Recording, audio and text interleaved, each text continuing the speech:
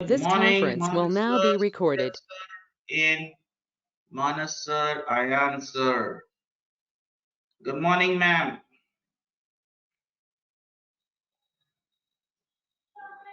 Right. Before I start, a very inspiring video.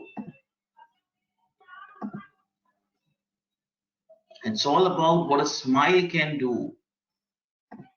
The most pleasing five-letter word? Money. Most pleasing income tax भरना पड़ता है ना, तब पता लगता है most pleasing है. हाँ जी. Smile. Thank you, ladies and gentlemen. The most pleasing five-lettered word. Smile. They say smile. It increases your face value. How many of you smile? Why you smile? I'll tell you a nice one. Sorry. One guy, vernacular Maharashtrian student, he was in school and teacher's teaching English and the teacher's teaching how to count numbers. He wrote numbers on the chalkboard and on the chalkboard after writing the numbers he said pad.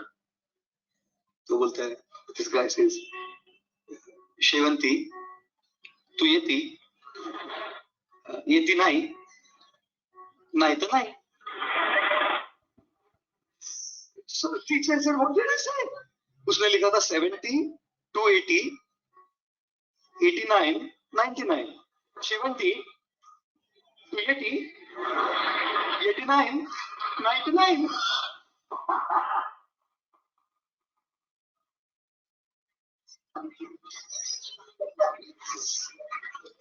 There was a Maharashtrian student studying in a vernacular school.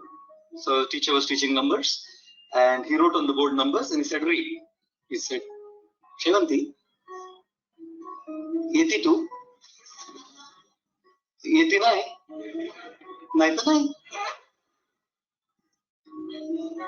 There was a teacher in a Marathi medium school and he was teaching numbers. The student was reading the numbers. He said, Shevanti, 82, 89, 99. There was a student in school, Maharashtrian teacher, and the teacher wrote numbers on and the teacher was saying, wait. So he said, Shevanti, 82, 89, 99. I'm telling you the same joke again, isn't it? Do you laugh on the same joke again? No. After a while, if I tell you, you'll see kuch to gadbad hai inka. What is the second? I'm going to repeat and look what is it saying. We don't laugh on the same joke again. Why do we cry on the same problem again?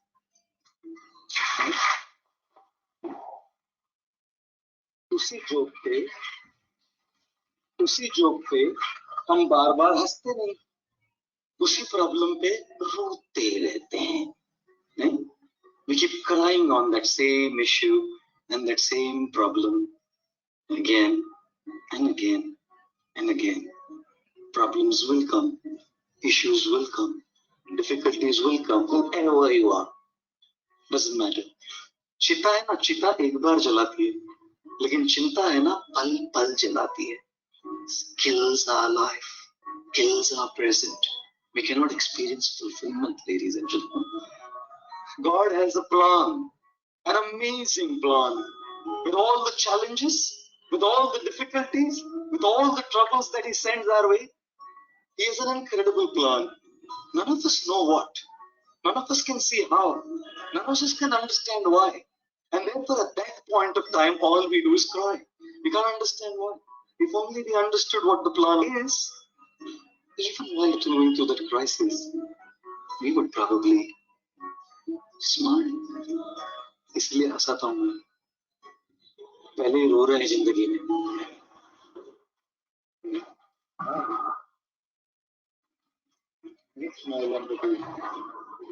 His Holiness Radhanath Swami says, do not take this material world so seriously, because it's always changing. Something that you take so seriously today is going to change tomorrow. उसको लेकर बैठो ना. So, smile. And then for the most pleasing five-letter word, smile. Keep it. Welcome all of you all. So learn to smile. Tough times will come, but they're not here to stay. They will go.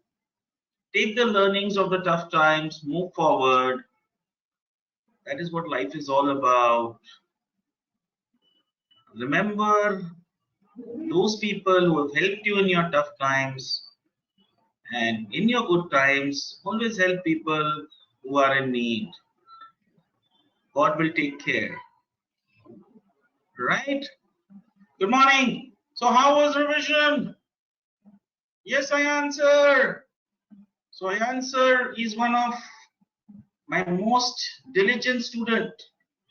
Why? Before the course started, he said, "Sir, anything which you want me to do." And he said, "I'm zero in options." Right? Though he's nice. Good morning, everyone. Mukesh Bhai, Rahul Bhai, and all others. So let us do the revision.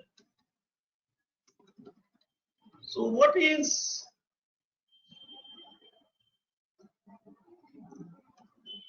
delta neutral profiting from time decay? When you're expecting the markets to stay in a range, so if the market stays in a range, what happens? You get the benefit of time value premium or theta. Examples are short straddles and strangles. All right, we did it an example. We started off with a short straddle. What is a short straddle? Same strike call, same strike put. Both the call and the put are of the same underlying, having the same expiry. Both the call and the put delta combined should be near to zero. Are we on the same page? How many of you are taking the short straddle trade which we discussed? How many? Very good, Shubhrat sir. Anybody else? Lovely, I answer. Lovely, Meena ma'am. Good. Good. Good, Mukesh bhai. So one rule, you can't pick and choose. If you are doing the short straddle strategy, you have to do every day. Am I clear? Mukesh bhai, you can't pick and choose.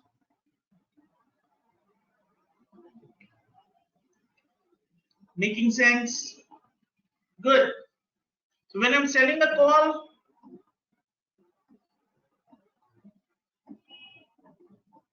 call plus the combined premium is the break even. When I'm selling a put, strike price plus the combined minus the combined premium. So what do I get? Short straddle. Only drawback here is unlimited loss. Right?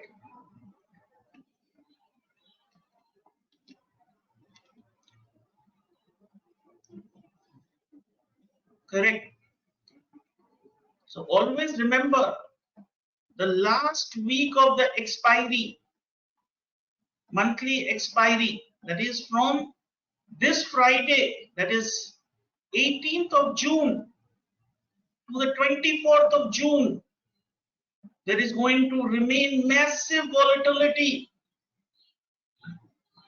So you have to be mentally prepared, right? On Thursday, monthly expiry, if you are in a profit at around 12:30, 12:35, please book in the short straddle. In the last expiry, that is the 24th of June, if you are in the profit around 12:30, 12:35 in a big profit, please book and move out. Am I clear? So this volatility is nothing new. Manasda, it is long straddle is for an event. So you have to be very quick in finding out. And mostly it is an overnight gap up and gap down, which creates a big rise or a fall. Right? So short straddle, we are not aware of the market direction. Expect range bound movement.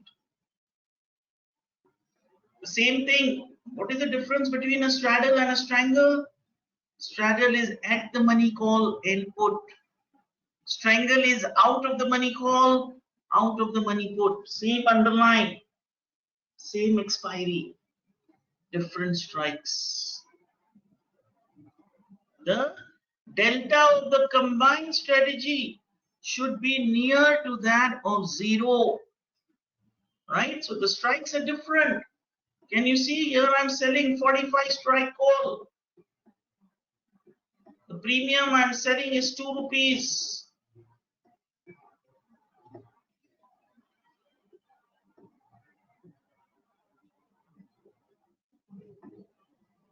$35 strike put. 1 rupee 50. Right? So what will be your break-even point for the call? So strike plus combined premium. So 48.5. What will be your combined premium for the put? Strike minus combined premium. 31.5. Is it 33.5 or 31.5? My answer, you need to do revision. Okay? You're not clear. It is a combined premium, not the single premium. Whenever you are doing a short straddle or a strangle, you have to add the call and the put premium to the strike price of the call.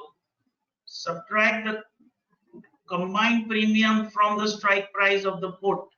So the put strike price is 35 minus 3.5, which is the combined premium, right? So 31.5. Call strike 45 plus the combined premium 3 rupees, 48.5. Am I clear? Is everyone clear? So when your markets are in a range, you are expecting small movement, you're going to be a buyer, a seller of a short straddle or a strangle. Maximum profit is the premium received. Maximum loss is unlimited. Jayanti ma'am, is our strategy delta neutral when we start? The strategy what I have taught you, is it delta neutral?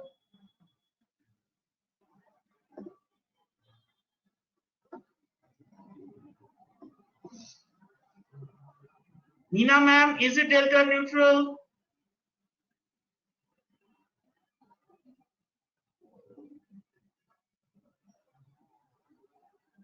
Very good, Hiren bhai. Near to neutral, the golden bank nifty which I have taught you. But Hiren bhai, after taking the trade, is it remaining delta neutral? Okay, so what are we doing? We are cutting our losses off the strike. In the case of call, if it is going up, if the market is going up, our call stop losses get triggered. If the market falls, our put stop losses gets triggered. But if the other one, if it remains, we get the theta advantage along with the delta advantage if the market keeps on rising or falling. So the strategy is on the assumption that if I do it every day, some days my both stop losses will get triggered. Some days none of my stop losses will get triggered. Most days one of the stop loss will get triggered. But the other leg should give me enough profits so that I can cover my losses. Am I making sense? Am I making sense? Right? Good. So the strategy has a definite edge of theta. Now, this is the most common thing. Those people who are trading in futures, what do? They hedge against unlimited losses. So when I'm buying one at the money put, this is the futures part. And this is buying of a put.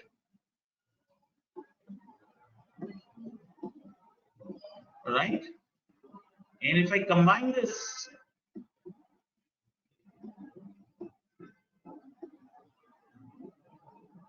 it becomes like this. So this is the chart of the put as well as the futures. So the real graph is like this, like that of a call. Limited loss, unlimited profits.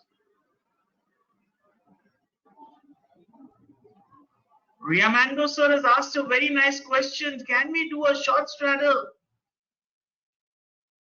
Can we not buy different strikes?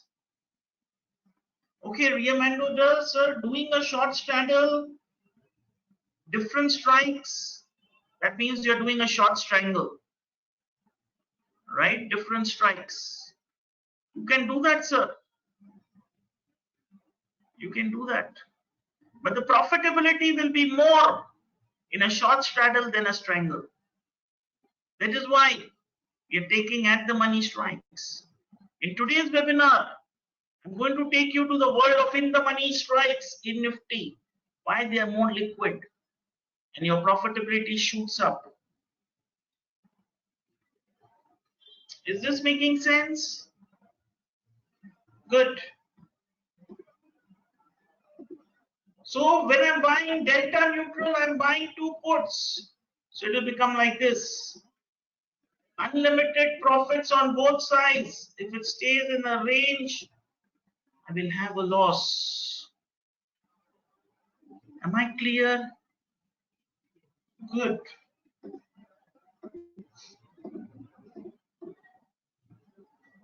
What is gamma? Rate of change of delta. Any questions regarding delta? So gamma is when the markets are going up, the delta of my call is going up. Say from at the money to in the money, from 0.5 going towards 1. The rate of change of this delta is called gamma. Right? The rate of change of delta. Right? Manas sir, have you revised? I'm shocked. After doing 4 times, you're asking me to do the future hedging once more. This is the 4th time, Manas sir. Revise and come back to me later on if you're not clear.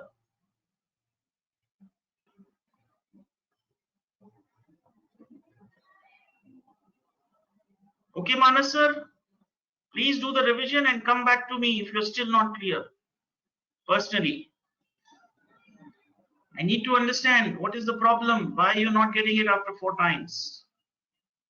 Shubrat sir, can we buy limit orders of 70 points? No, sir. You have to put a stop loss buy. No limit orders. Why? Because the option premium jumps, spikes. So when you put a limit order, it might not come. Always stop loss buy market. Right? Because option premium jumps.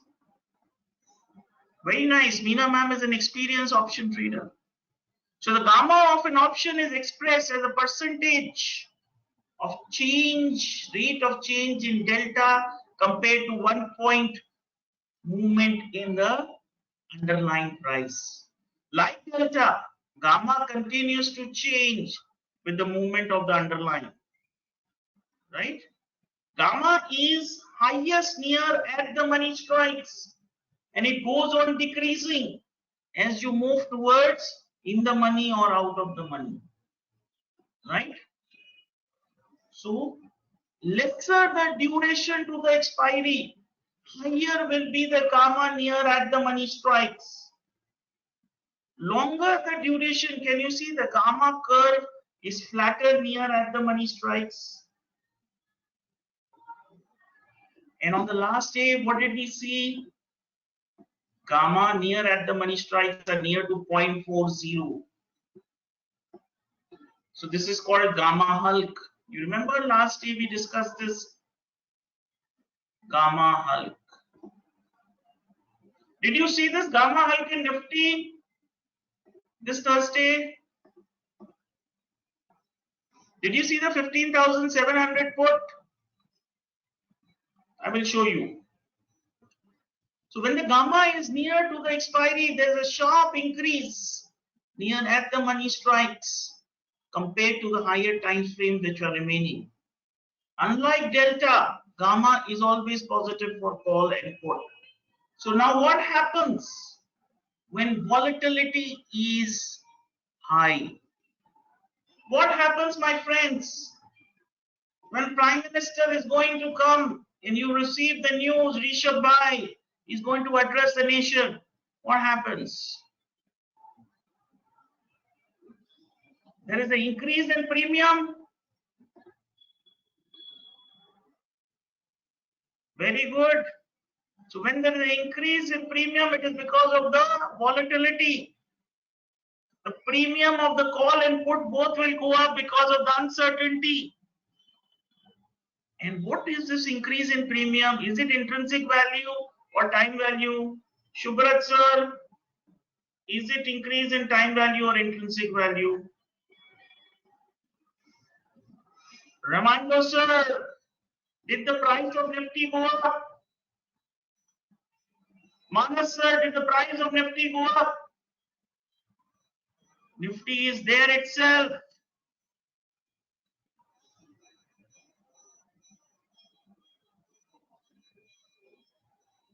Manas sir, next time if you don't come at this revision, tomorrow you have had it. My thorough warning to you.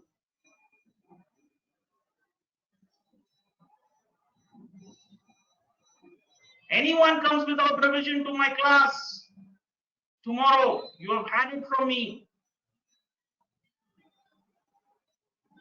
We are here not to kill our time.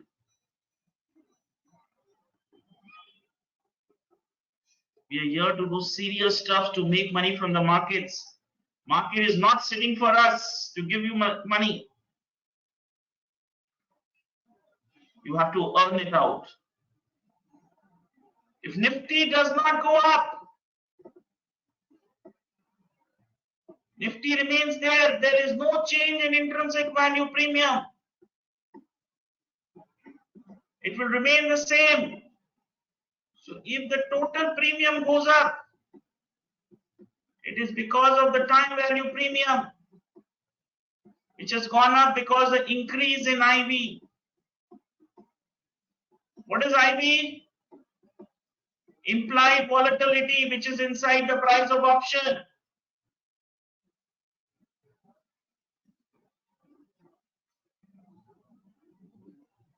If I have not done the revision today, half of you all have not revised, this mistake would have stayed back.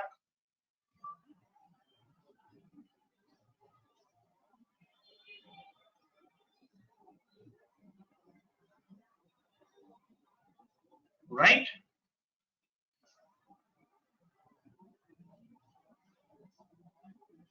So this time value premium increase, what happens? As an option buyer, it increases his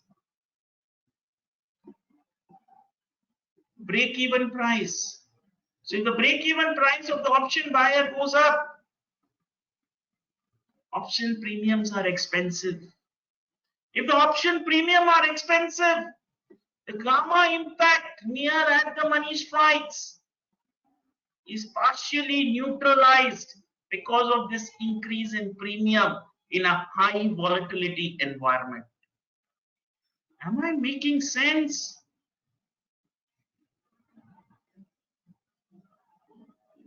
Am I clear? I'm sorry, Manas sir, I'm strict on you, but I am thinking for your benefit.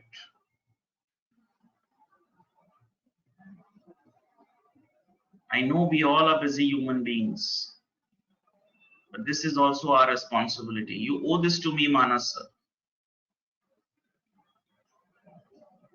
I'm ready to travel 80%, but 20% you have to travel.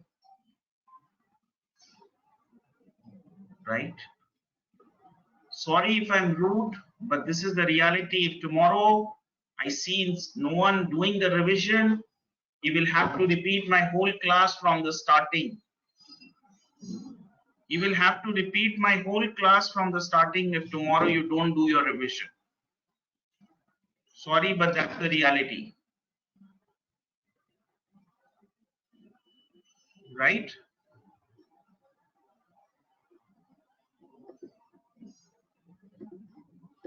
Now, when there is a period of low volatility, option premiums are cheap. There is less time value premium. So whenever there is an increase near to the at the money strike, what happens? The gamma impact is drastically high. Can you see here in a low volatility environment, the blue line at the top near at the money strikes, the impact is drastic.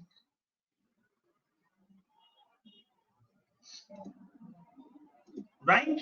Now the most important slide. When there is 60 days to expiry, can you look at the gamma near at the money strikes? 0.1, 0.1, highest as I told you. Gamma will be the highest. Rate of change of delta is called gamma. See, from 48 to 49, delta was 0.2. Gamma 0.08. So the new delta becomes 0.40. Rate of change of delta. From 49 to 50, 0.4 plus 0.5, 0.1 is the rate of change of delta gamma, 0.5. 0.5 to 60, 0.1. Now if I see on the last date, that is Thursday, can you see the delta 0.01? Can you see the gamma 0.09? What is the new delta? 0.10. Can you see this? This two strikes are called the gamma hulk. The substantial increase in gamma near at the money strike on the expiry day. Right? So 0.1 plus 0.4 is 0.5. 0.5 plus 0.4 is 0.9. 0.9 plus 0.09 is 0.99. Am I making sense? Now, we all know that this Thursday, Nifty was at 15,730, 740 levels, right? So let me take you to 15,700 put, which was at that particular point out of money put.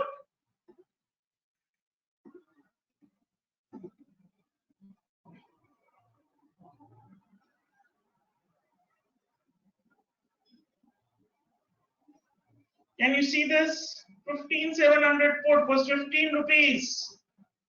Can you see the spike? It went up to a high of 84 rupees. From 15 rupees in a matter of half an hour, it went up to a high of 84 rupees. Did not give an opportunity. And it came back also 0 to hero, hero to zero at a very quick pace. Very quick pace. Can you look at these momentum candles? This is because of this gamma hulk. Nifty was 15,740 here. As it fell to 15,620, 30 levels. there was a huge spike in the premium from OTM to ATM to in the money. The gamma hulk took place. Am I clear? Only on the last day, Arvind sir. Only on the last day, gamma hulk. You will not see on other days. Am I clear with this? Good. So now are you clear? On the last day after 12 o'clock, out of money puts or calls, if you are writing, no need to check, I answer live gamma. Remember, on the last day, the gamma will be around 0.4, near at the money strikes. The gamma will be 0.4 near at the money strikes. In the last week, the gamma will be from 0.18 to 0.40.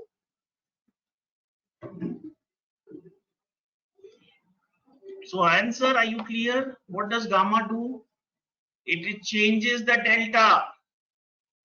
So 0.1 plus 0.4 is equal to 0.5. 0.5 plus 0.4 is 0.9. Right? Good. Now, what is theta? Theta is the measurement of option time decay.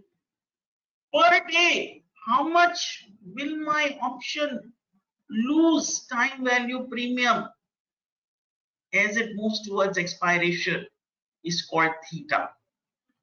Theta is expressed as a negative number since the option buyer pays the premium to the option seller. The theta loss is going to be option buyer's loss and option writer's gain. So theta is a friend of the option writer and an enemy of the option buyer. So longer the duration towards expiry, smaller will be the theta loss. As you're coming nearer to the expiry, your theta loss per day goes on increasing, and the increase is very drastic in the last week, and the last 2 days will see the biggest premium drop. That is why as individuals we train on the weekly options to take this advantage of this theta loss. Am I clear? Am I making sense? Good. Yamando sir, I want your revision.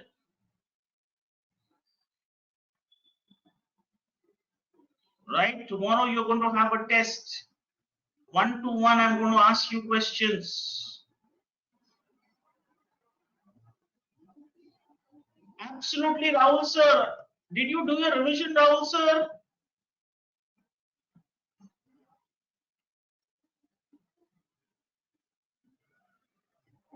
Why didn't you revise, Rahul sir?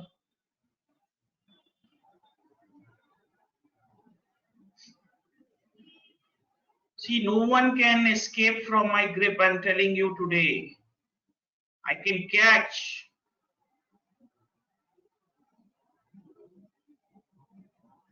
Right? I will catch you.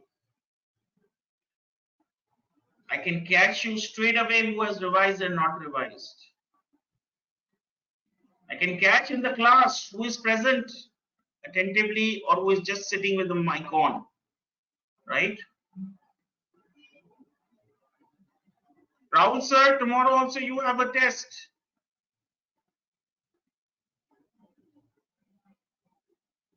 I answer, very good. So last day, if you're an option buyer, what do you want?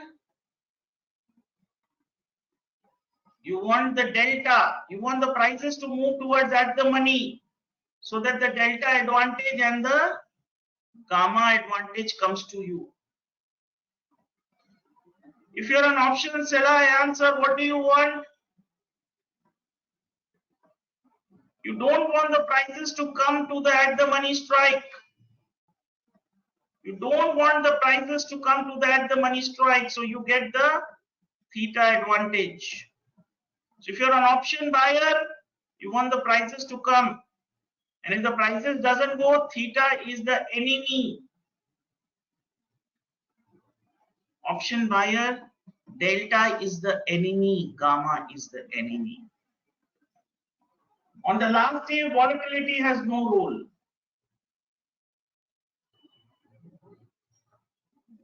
Am I clear? Good. The fact you are able to understand this is beautiful. Why people take years to understand this? People take years to understand who is a friend of option buyer, who is the enemy of the option buyer in terms of Greeks. The last week will see the biggest fall in the premium. In the last two sessions, if there is no time remaining towards expiration, the fall will also be more drastic. Right? So someone who was a seller in 15,700 put last Thursday lost out when the prices started crashing below 15,700. The gamma impact along with the delta impact forced the put writer to square off his position, as there was a potential unlimited loss below 15,700. If the market would have remained around 15,700, the put writer would have got the total premium which he had sold. Very good. Now we come to your question, Rahul sir. When the volatility is high, there is higher time value premium. If there is a higher time value premium, the theta loss is also going to be higher compared to when volatility is low. So that is why during periods of high volatility, there will be higher theta loss. Why? Because there is higher time value premium. During periods of low volatility, there will be lower theta loss. Why? Because there is lower time value premium. Is your question answered, Rahul sir?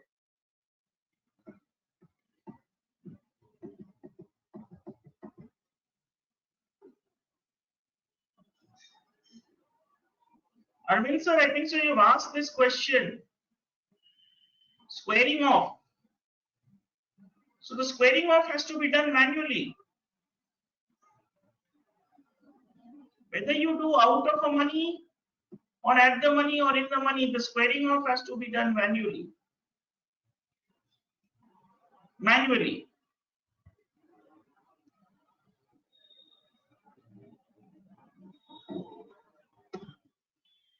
So we all see here, at the money strikes, there is the highest theta loss. If you go towards in the money, out of the money, theta loss decreases. Why? Because at the money strikes have the highest time value premium compared to out of the money and in the money.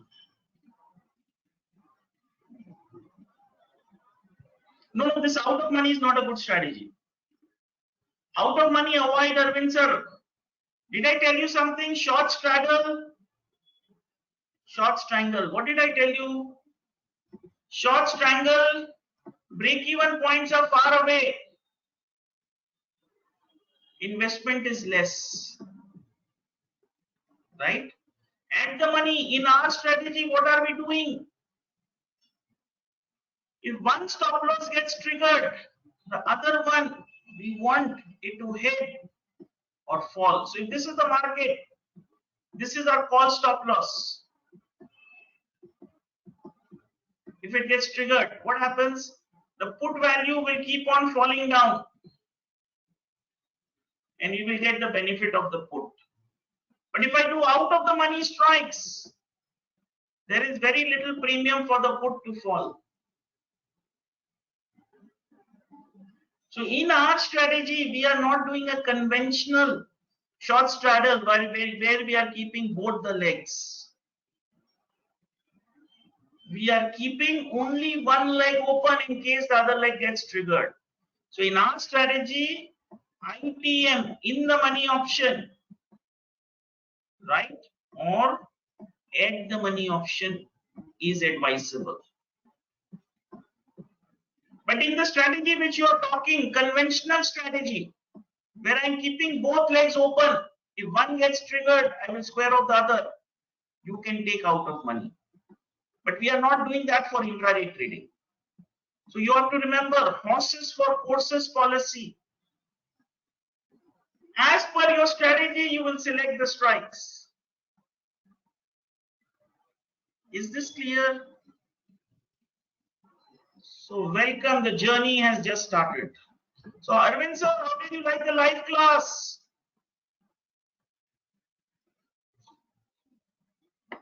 Good.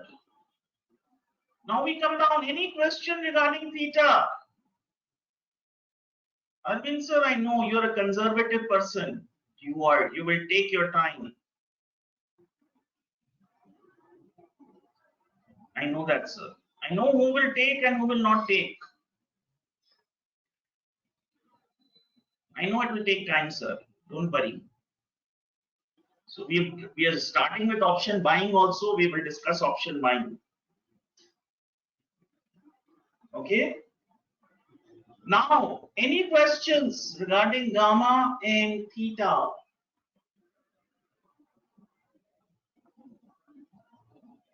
None? Good. So let us go to the Greek rho. Rate at which? Shaikh ma'am, how many times did you revise?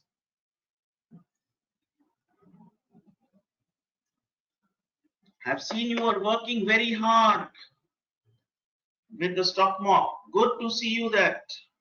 Keep it up. Right? Rate at which the derivative change takes place with regards to the risk-free rate of interest. Derivative rate change with regards to risk-free rate of interest. So what happens if interest rate goes up by 1% and the rho of the call is 1 point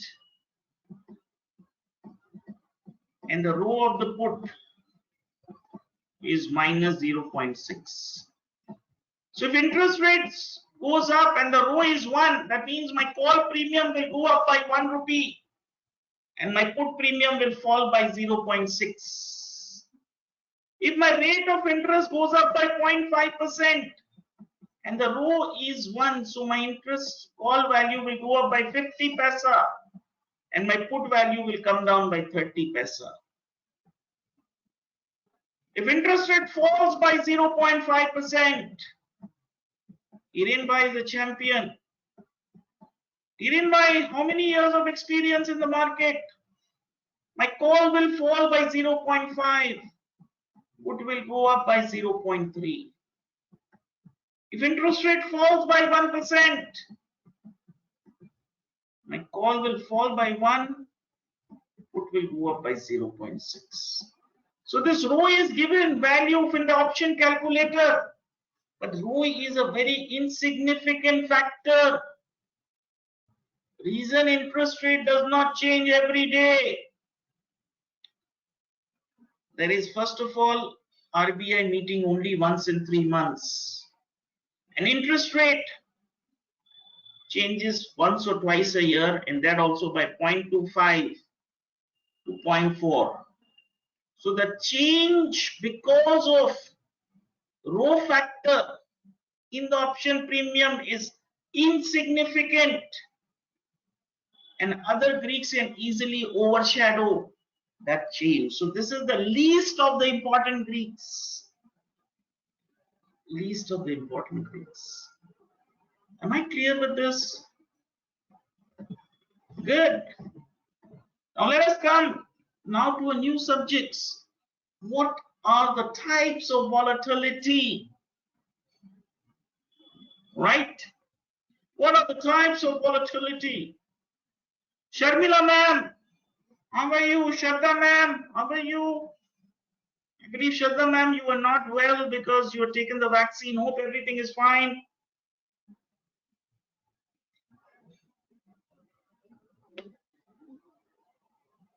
Good. Premiums will come to zero. Yes, Meena ma'am. Around 3, 5, 310, it will remain 5 paisa, 10 paisa out of money strikes. Around 327, 28 will come to zero. Please look at the option premium on this expiry. You will have good knowledge.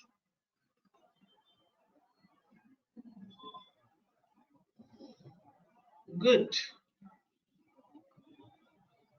Ma'am, you can exit. You can exit anytime you want. And on Thursday, if the premium is zero, if you don't exit also, it's fine for index. Yeah, Shraddha ma'am, I know you are new. Good, keep on revising. Those people who do the revision, I'm always there for them. I'm always there to help them. So there are two types of volatility. Historical volatility. It is a measure. Yeah, you can, it will be closed automatically. Yes, Meena ma'am, correct. Historical volatility measures the dispersion of returns of a security or a market index over a given period of time. Right? This is calculated by determining the average deviation from the average price of the instrument in the given time period. Use of standard deviation is a popular method to calculate historical volatility. The higher the historical volatility, the more volatile can be the security price movement. Right? So now this definition seems tough. I know maths teacher will be able to answer. But unfortunately, we have only one maths teacher in our batch. Right? Who's the maths teacher?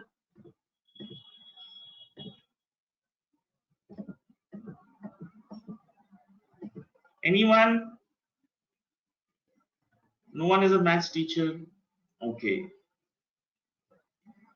So basically, how many of you, okay, Meena ma'am can explain, but let me try, Meena ma'am. I might fail. Give me a shot. How many of you have seen Virendra Sehwag batting? Anybody seen Virendra Sehwag? Wow, quite a number. So he was a smasher, lovely batsman. He was an entertainer. Right? If you see here, these are the various scores: 180, 0, 30, 85, 65 in a particular period of 1 year. If I see there, his total score was 1791 and his total innings was 32, average of 55.96.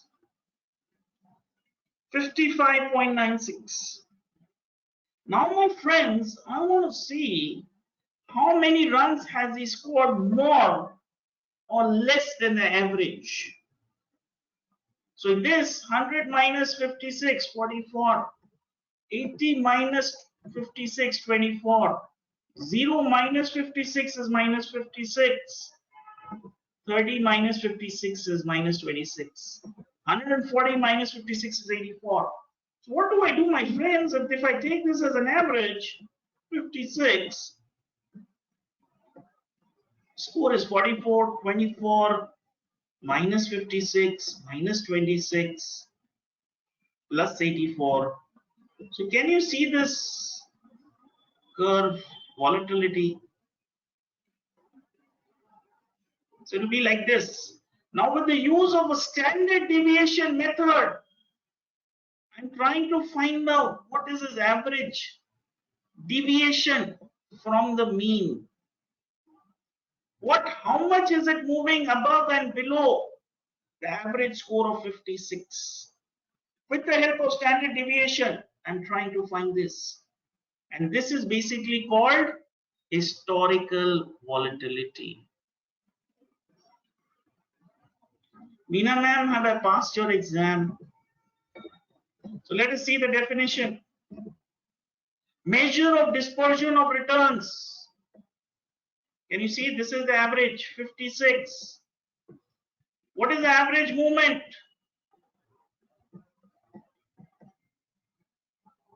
Over a given time period.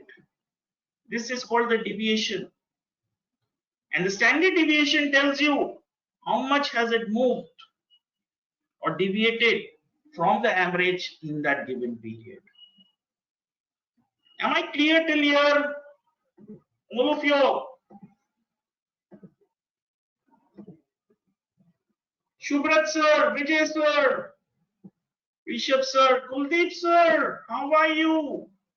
Today you're very quiet. How is your morning, sir?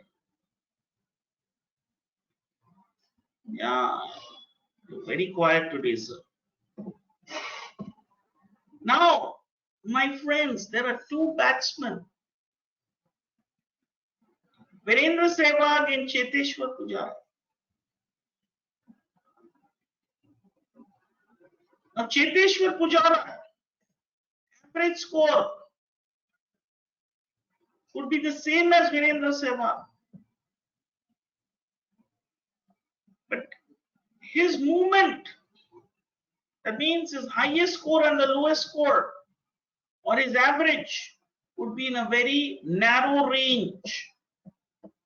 Deviation from the range is very narrow. That means he's a steady batsman. On the other hand, Virendra Sehwag has huge scores of 150 and 0. So it is more volatile. But at the end of the year, it could be that Virendra Sehwag has got a bigger average or a lesser average than Cheteshwar Pujara. So my friends, volatility has nothing to do with profitability. A stock like ITC would be something like Cheteshwar Pujara. It is moving slowly, but at the end of the year, ITC could give a 15% returns. And a stock like India Bulls, how many of you have traded India Bulls? Is heavily volatile. And at the end of the year, can just give you 10% returns. So profitability has nothing to do with volatility. We must not confuse profitability with volatility. Volatility is the average movement. And profitability is the yearly or the quarterly or the monthly returns. Am I making sense? So we are not going to confuse volatility with the profitability. Now, what are the practical applications of volatility? How do I find out historical volatility and how can I use it for my trading is of the paradigm importance. Right? Gunjan sir, how are you?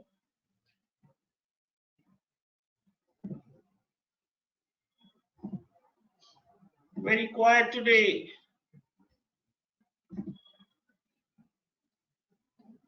Hirenmai, I'm coming. Let us take this Tata Steel price from 11 June 2018, open, high, low, close, to 10 September 2018. Now I'm taking out the percentage returns. How can I take out the percentage returns? My answer, how can I take out the percentage returns? What is the formula? You have used Metastock for a long time. You can answer this.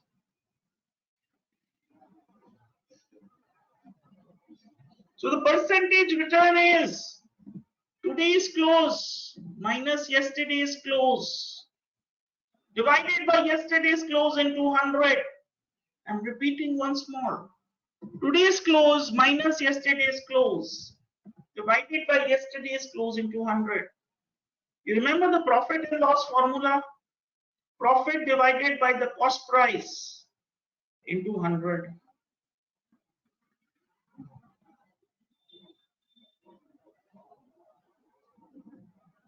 Right? Now when I pick up this percentage close on a daily basis, it tells me compared to yesterday, what percentage have the stock moved up or down. So when I get this column in Excel, my friends, there is a simple formula. I don't have to use any complex formulas. So in Excel, this simple formula is given, plus standard deviation into the columns, percentage change columns. When I click on this, right, I get the total standard deviation. So this standard deviation is the daily volatility, which is around 1.999%.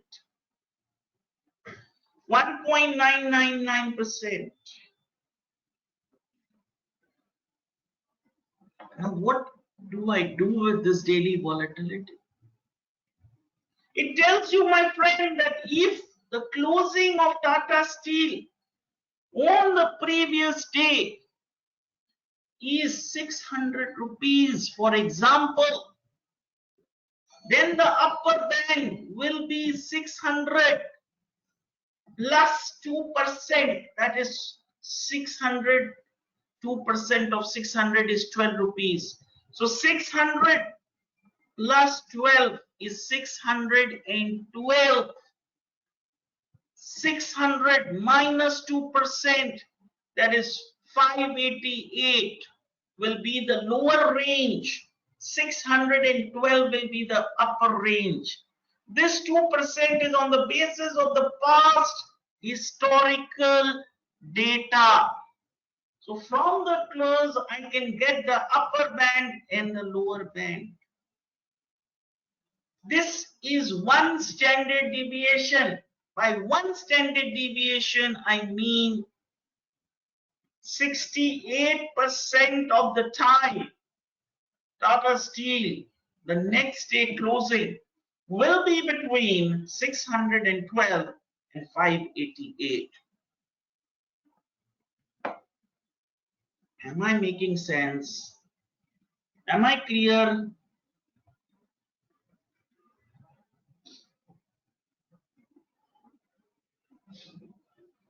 When I get this daily volatility of 2%, and if the previous day close Rishabh is 600 rupees, if I add this 2% to 600 Rishabh, what do I get? What do I get, Rishabh? 612. This is the upper end of the range for the next day. 600 minus 12 is 588. This is the lower range. So this is Tata Steel here at 600. This is 612. This is 588. So 68% of the times in the next day, you can expect Tata Steel to remain here between 612 and 588. 33% of the times it will fall below the range or above the range, it will go up. So this is called the principle of standard deviation, which we are getting from historical volatility. Am I clear, Rishabh? My answer? Okay. Now, if the daily volatility is 2%, right? Yeah, Manas sir, you're correct. Daily volatility is 2%.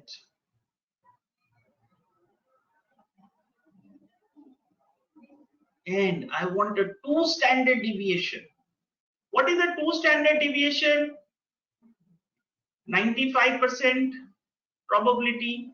So if 600 is the close, what will be 2 standard deviation? 12 into 2, 24. I'll multiply 2, that is 12 rupees, into 2, that is 624. And 600 minus 24, 576. 95% of the times, what will you see? This is going to be the expected range of the market. Tata Steel will close between 624 and 576. I believe we all have done statistics in class 10. We all have done standard deviation, right? So it's just time to revise. Lovely, Satish sir. I'm going to come to the bell curve. Now, if I know the daily volatility, I can even find out what is the annualized volatility. Yes, Bollinger Band, same principle. Bollinger Band is the same principle of standard deviation. So when I'm using 2 standard deviation in Bollinger Band, 20 SMA, 95% of the time, it will close inside the Bollinger Band. Only 5% of the times will it expand. Right? Now, if you know the formula of annualized volatility, daily volatility, if you know the formula of daily volatility and if you want to find out what will be the annualized volatility, there is a simple formula. Daily volatility into square root of 256 equals to annualized volatility. Daily volatility into square root of 256 equals to annualized volatility. Why are we using the square root of 256?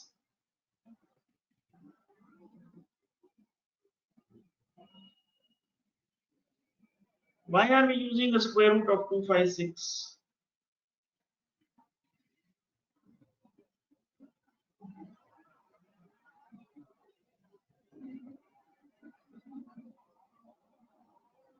How many days are there in a year?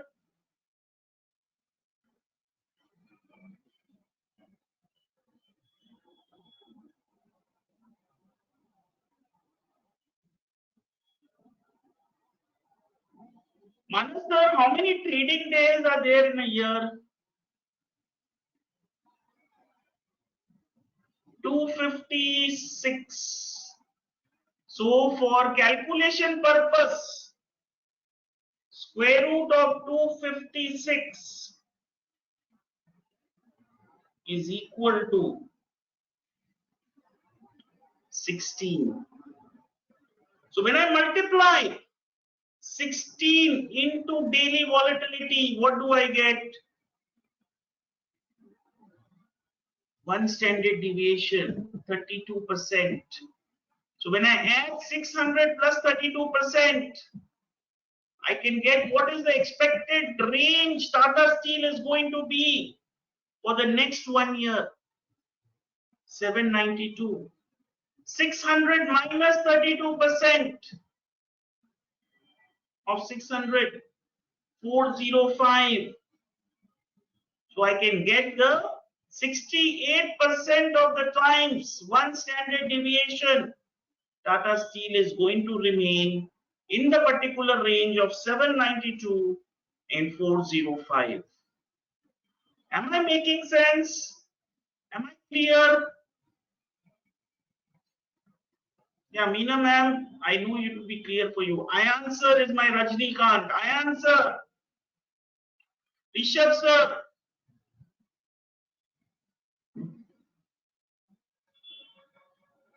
Good, I answer. Rishabh sir is clear. So I answer. Did you understand daily volatility? Did you understand? So daily volatility means what is the volatility for the next one day? That is called daily volatility. Okay. Now if I want to know what is going to be the volatility for the next 1 year, that is called annualized. মানে পুরা সাল পুরো বছরে volatility. ওর formula আছে daily volatility into square root of 256. কেন পুরো বছরে 256 দিন মার্কেট চালু থাকে? In the whole year, the market remains open for 256 days. So when I take a square root of 256, it means 16 square. So daily volatility into 16, I will get the annualized volatility. যখন আমি 600 টাকা থেকে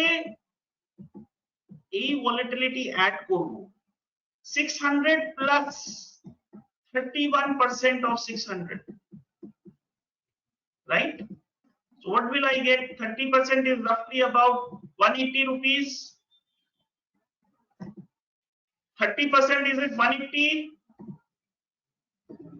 Am I correct? So 612 plus 180 is how much? 792.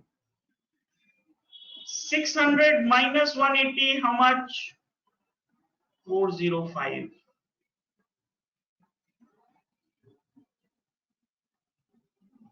Am I clear? এখন clear হয়েছে? পুরো বছরে tata still 792 and 405. Tata Steel will have a range of 792 and 405 for the next 1 year, and 68% of the times it will remain this range. Am I making sense? Good. So you need to do. Yeah, it changes on a day to day. Kuldeep bhai, you can take the last 6 data, months data and work out. So what is the significance of historical volatility? It can tell you the trading range of tomorrow. So like Manas sir said, can I do a short straddle? Yes, with a stop loss. Yes. 612 and 600, upper and lower band. 612 and 588 is the expected range, one standard deviation of Tata Steel for the next day. Right? I answer these are various different methods. You can take any one. So historical volatility, Tata Steel 38% for the year. So 600 plus 38% of 600, upper end 600 minus 38% of 600, 370. So I can find out what will the expected range for the next 1 year in Tata Steel with the help of historical volatility. Right?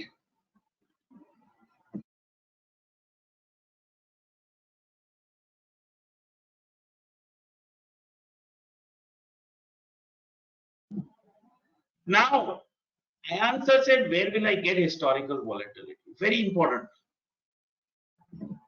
Where are you going to get? And how are you going to trade? How many of you know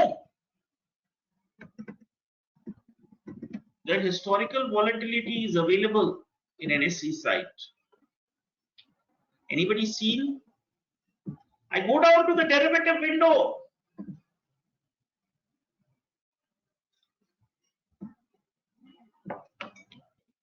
I go down to the stock futures.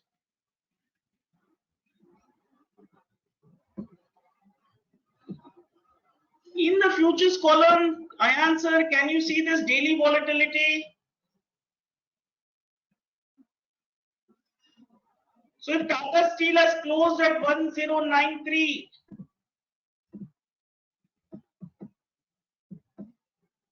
and the daily volatility is 2 rupees 80, 2.8%. So it's how much? 2.8 into 1100.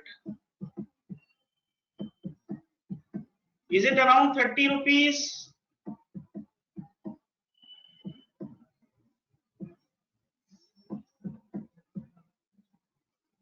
So how much is it? 1123. Meena ma'am, am I correct? 1093 closing price, less 30 rupees, 2.8%. 1063. So can I find out this daily range? 68% probability. Annualized volatility is also given. Yes. Now, how many of you are intraday traders who trade in stocks? ITC.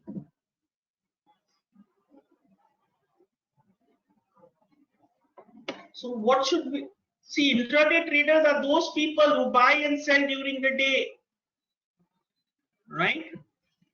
So in order to be a profitable intraday trader, the stronger, the more the movement, the more money you will make,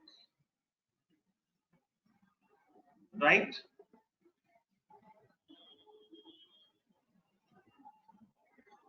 So let me take you ITC. Can you see the daily volatility? 1.8. So if the previous close is 205, 2% is how much? Around 4 rupees. So this will be around 3.8. So what is upper band? 208.8. What is the lower band? 205 minus 3.8. So 201.2. So can you see this range? It is much smaller. It's very difficult in such a range to make money in intraday trading. So we need a bigger range. We need a bigger range. So the more volatile the stock, better is it for intraday trading. So stock like IndusInd Bank, it does not change that drastically, I answer. Even if you're looking at an average once, next 15-20 days, it's not going to change. It's an average, so it does not change that drastically. See IndusInd Bank.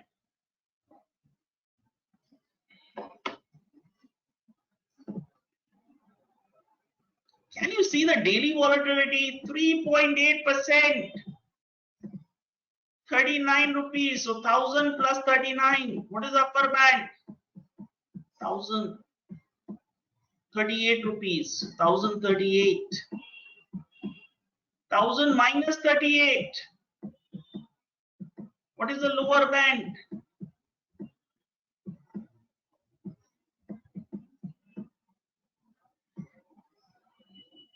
962. Can you see this range? Fantastic. Fantastic. 70 points is huge. So as an intraday trader, I would like to trade in stocks which have a higher historical volatility compared to stocks which have lower historical volatility.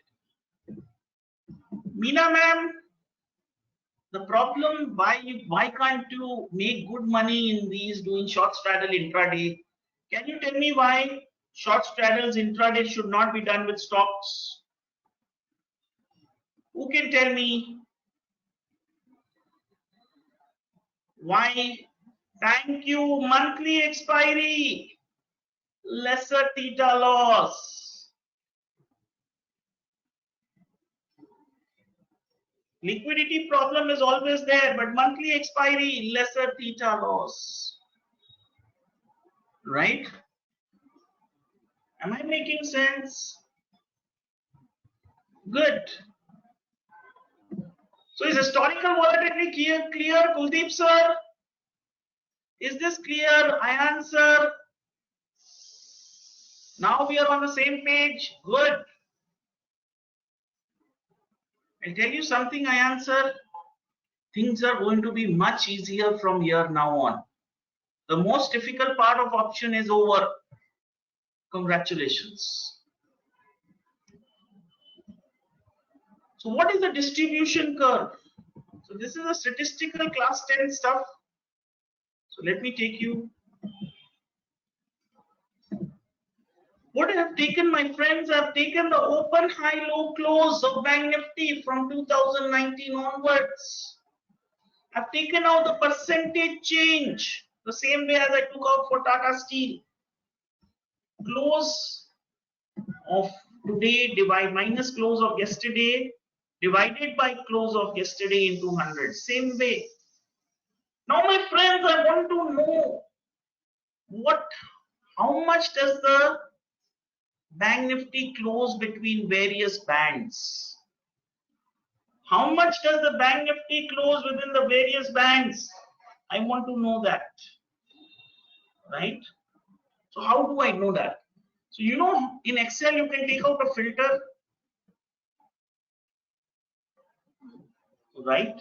So I'm trying to find out how many times has the Bank Nifty closed between 0 to 0.5.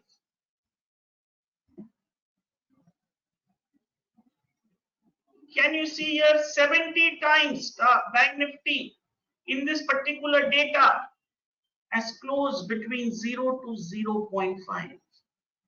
70 times. Right? So what I'm doing, I'm writing close between 0 to 0.5 70 times. Now let me check up. Greater than 0.5 and less than 1. How many times?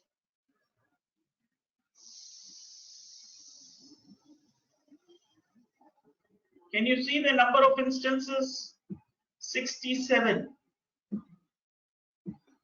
Right? So let me write it down. 0.5 to 1, 67. Now let me take a bigger value. Greater than 1, less than 2. Let me find out number of instances. 66. So let me write this down. Okay, it's already there, 66. Now, let me take a much bigger number, greater than 2%, less than 5%.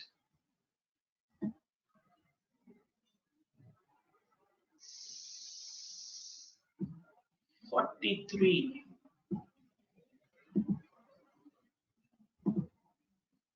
2 and 5, 43. Number of instances it has closed above 2% and below 5% is 43. Now, greater than 5%.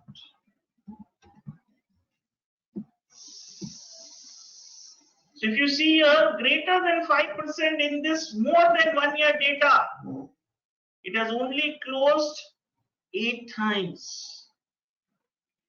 Right? 8 times. Now let us do the same thing. In the negative, it is less than 0 and greater than minus 0.5. What are the number of instances? It is closed between 0 to 0.5.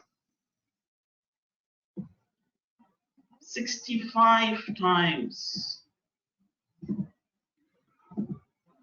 65 times. Now, less than 0.5 minus 0.5 greater than minus 1.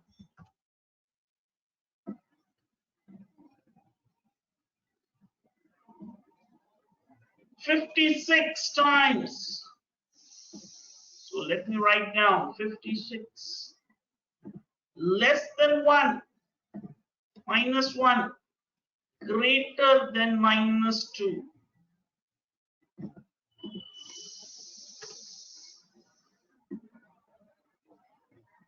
How many times? 51 times.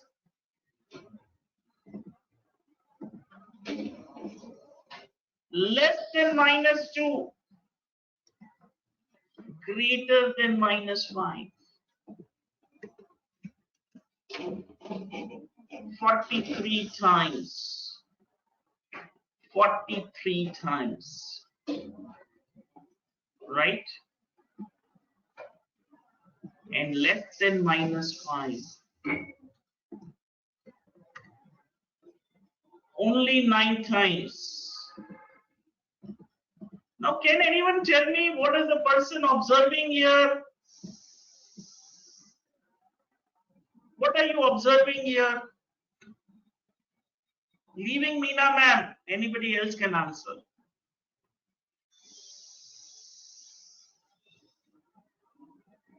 Anyone else?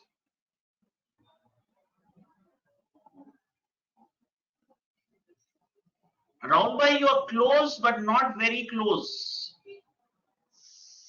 You are close but not very close, Rahul bhai. Anyone else?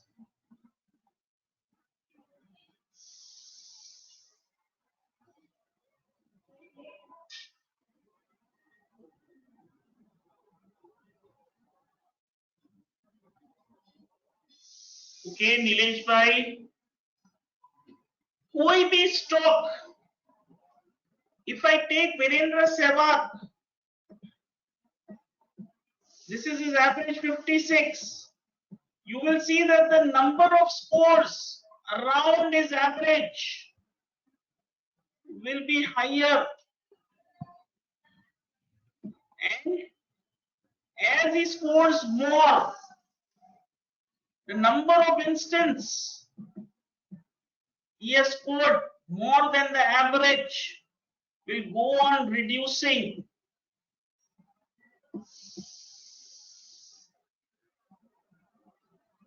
As it moves away from the average. So if the average here is between 0 to 1, can you see the number of instances near the average is much higher? As you're going away from the average, can you see the number of instances are reducing? So in a normal distribution, can you see the average is between 0 to 1 or minus 1? The number of instances will be higher. But when it is going to 2%, 5%, number of instances are reducing. So what is this? This is called a bell curve. Satish sir was saying this once a long time. Satish sir, are you an engineer? So when we plot the number of instances, the close between the various ranges. So we have done that for Bank Nifty 0 to 0.25, 0.25 to 0.5, 0.5 to 1, 1 to 2, 2 to 5.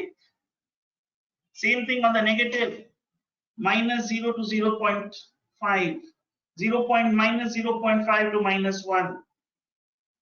The number of instances as we move towards the far end of the curve are reducing. Can you see this? The same as for Nifty. The number of instances are reducing as you're moving towards the far end of the curve. Near the average, the number of instances are very high.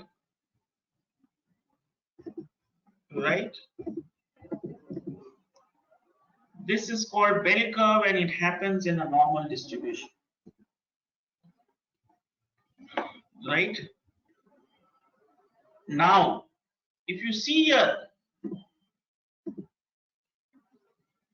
this, let's take Tata Steel 600. What was annualized volatility of one standard deviation? 12 rupees. So what is the upper range? 612. Another 12 rupees. 624. Another 12 rupees. 636. Remember this? One standard deviation minus 12. What is it? 588 minus 12. 576 minus 12. 564. So can you see for the next day, 99.7% of the time, Tata Steel will stay between 636 and 564. This is plain statistics, my friends. Probability theory based on standard deviation, 99.7%. Market is going to stay in this range.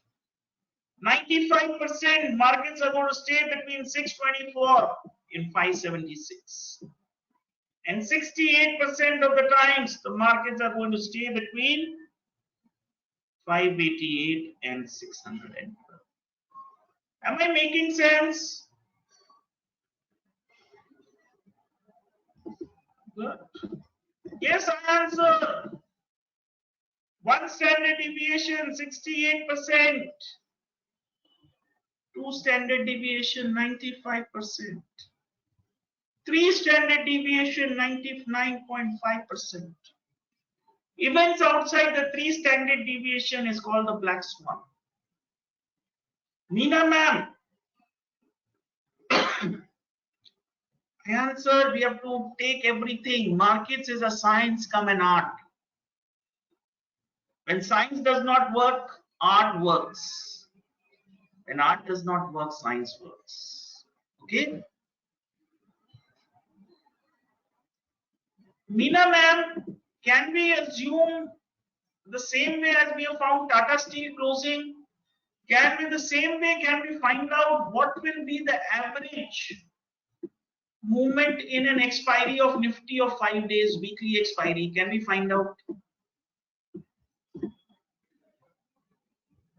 So if you do the calculation, average movement of a Nifty expiry is 250 points.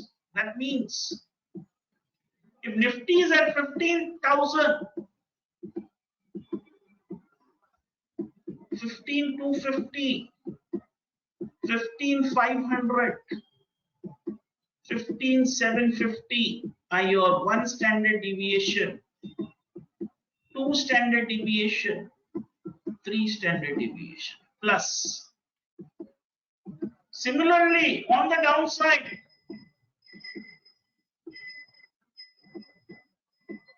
14,750,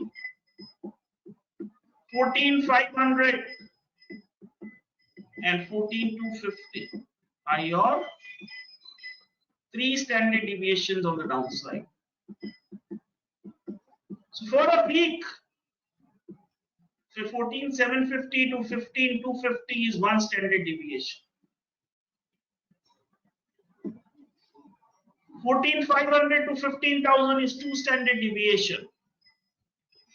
And 15,000 to 15,750 is three standard deviation. So last year I answered, there have been 2 weeks where Nifty has moved up more than 1,000 points in an expiry. One was the US election week in 2020 November, and one was the month of March where Nifty fell drastically. So you can do this and take out the calculation. So now my answer is very right. I have to use price action also. I just can't use this statistics blatantly. So there is something which is called outside the 3 standard deviation is called a black swan event. So there were 2 weeks in the last 1 year where the movement was greater than 99%. Those were the black swan weeks. Am I clear? Good.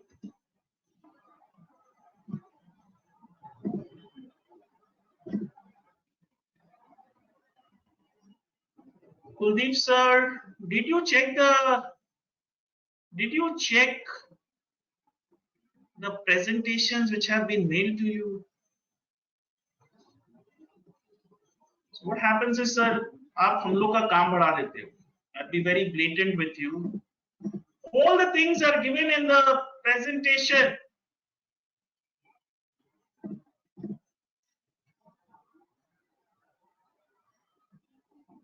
Kuldeep sir, this is the second presentation. Can you see the resources? These are the websites you need to go through.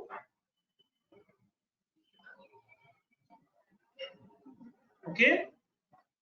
So please check if you have not checked. I'm going to take you to concept today.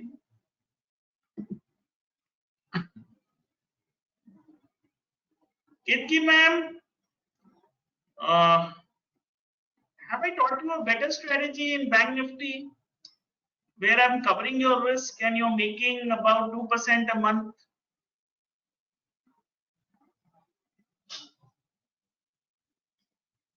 So why do you need to sell, strangle overnight and have unlimited loss? So for Nifty, I'm going to teach you a strategy again intraday today. Not today, in a live class. Okay, so we have got the discount code. I hope everyone has taken the discount code. Those who want, there's a 50% discount which is available, which includes today's webinar also. Right? So those who can come, please come. Who want to trade are more welcome and have the capital. So there are 2 conditions. Those who want to trade and have the capital, please come. Otherwise, it's fine. Great. Right, so let us take a 10 minutes break. Kuldeep bhai, early morning, he might not have had the breakfast. So others can have their cup of tea. Kuldeep bhai can have a breakfast and come. Right? Arvind bhai, capital utna hi rahega. 1.4, 1.5. Meena ma'am, hope your migraine is fine today. See you at 11:43.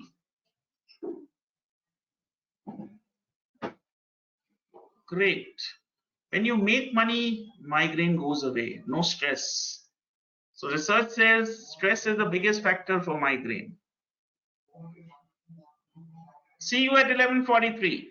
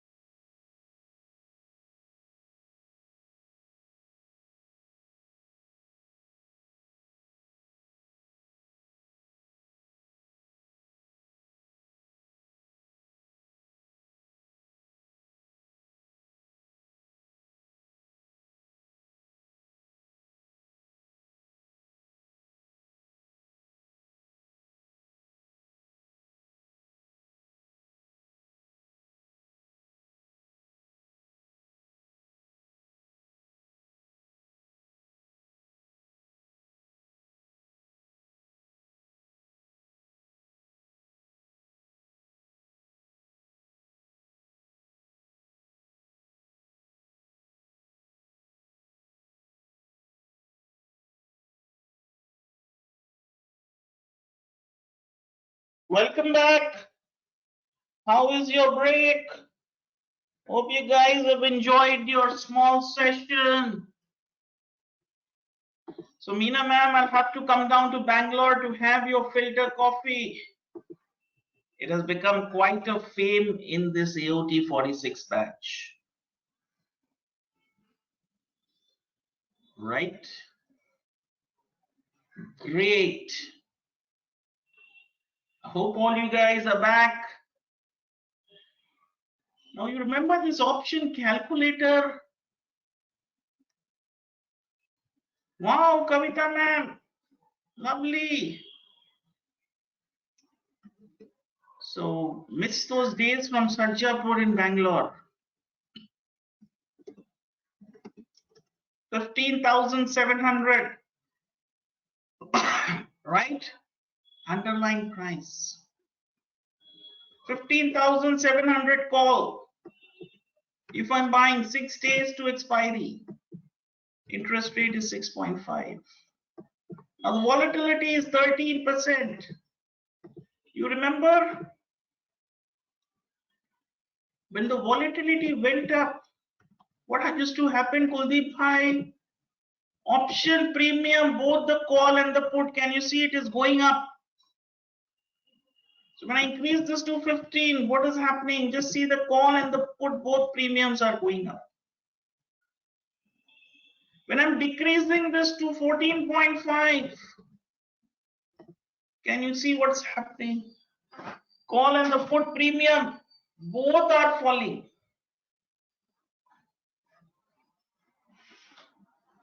Right? So my friends, implied volatility is a matrix which captures the market view of the likelihood changes in a given security price. It's a matrix which captures the market view of the likely changes in a security price. Remember, we did something, Prime Minister Modi coming to address the nation. We don't know what is the subject. Uncertainty. Can it be an India-Pakistan war? Can it be a surgical strikes? Can it be China has invaded India? We don't know anything. So what happens? IB goes up. So if the IB goes up, prices of the call and put premium both go up. Uncertainty. So IB is inside the price of an option. Can you see this? IB is calculated from the current price of option. That means the IB is inside the price of options. Volatility is a benchmark which tells you how much is the option priced with respect to future events. Prime Minister is addressing the nation. Uncertainty. IB going up. So the writer is asking for more premium. So basically when the IB goes up means the intrinsic value premium Manasda is not changing. Nifty is remaining at 15,700. Intrinsic value premium is not changing. But the increase is premium is because of the time value premium. Right? So when the IB increases, it tells you that the market is expecting bigger movements either side because of future events. So can I say that IB is a leading indicator?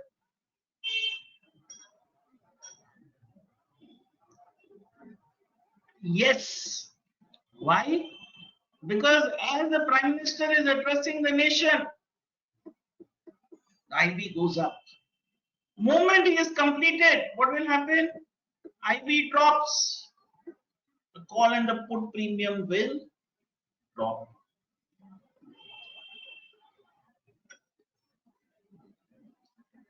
Lovely. Now, my friend, historical volatility. Can the historical volatility tell me that the Prime Minister has addressed the nation? Can the historical volatility tell me? Because it will tell you only the historical data. It cannot tell you that in this particular day, the volatility went up because the Prime Minister came or there was an event. So, my friends, IV is an important indicator. Why? Because it is a leading indicator. Historical volatility is just measuring the volatility from the past data. So it is a lagging indicator. Is my voice echoing? Am I clear?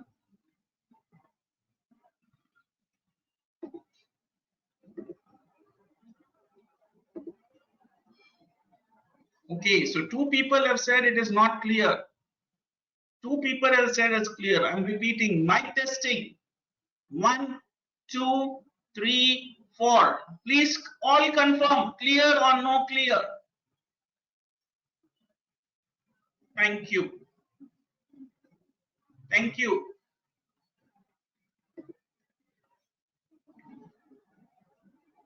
Thank you all. Let's come back. Future expectation. IB changes quickly. It is a leading indicator. Historical volatility is derived from past data. The past data does not tell you what is the event inside that data. So it is a lagging indicator. So answer has rightly said, IB is more important than historical volatility. So now always remember, have you gone to NSE India option chain? Kuldeep sir, did you get time to go to NSE India option chain?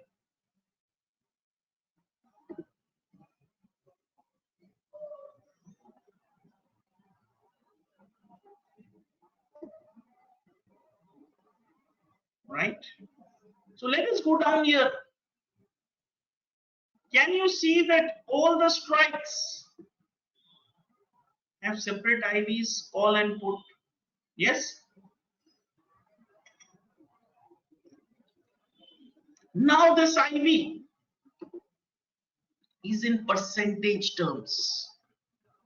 What is this IV? In percentage terms. It is annualized in nature. What is it? This is in percentage terms, annualized in nature. What do you mean by this? The most important thing, what is the meaning? Let us take an example. If an IB of a particular stock option is 25% and the stock is 200 rupees in value, one standard deviation would mean 200 plus 25% of 200 is how much?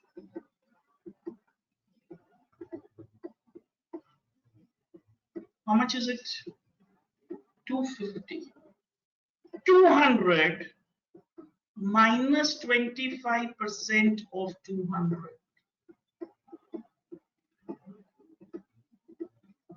150. For the next 1 year, based on implied volatility, Kavita ma'am, I can take out the range of the market.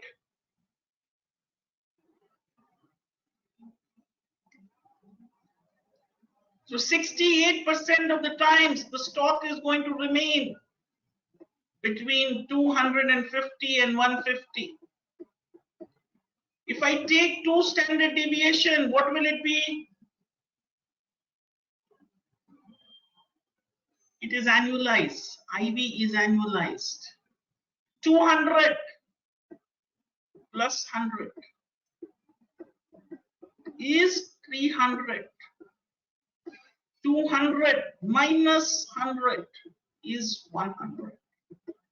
So 300 and 100 is the range of the stock for the next 1 year on 2 standard deviation probability, 95%. So are you seeing the practical applications of IV now? How this IV you can calculate the range. Kavita ma'am, this IV is dynamic, as I told you. When the Prime Minister is addressing, there will be an increase in IV because of the event. As the Prime Minister has addressed the nation, there will be a decrease in that IV. So let us take this example. When the Prime Minister addresses the nation, IV goes up to 35%. What will be the new range? 200. I answer. What will be the upper band? I answer quickly. I answer. Very good. 200 into 35% of 200. 200 minus 35% of 200. What will be the lower band? So 200 plus 70 is 270. 200 minus 70 is how much? 130. Am I correct, Meena ma'am? Have I passed your exam? So can you see when the IV was 25%, Gunjan sir? The upper band and the lower band was 250 and 150. When it went up, what has happened? The expectation of the range has gone up. Yes. So when there is an increase in IV, the range expectation goes up. When there is a decrease in IV, the range expectation falls.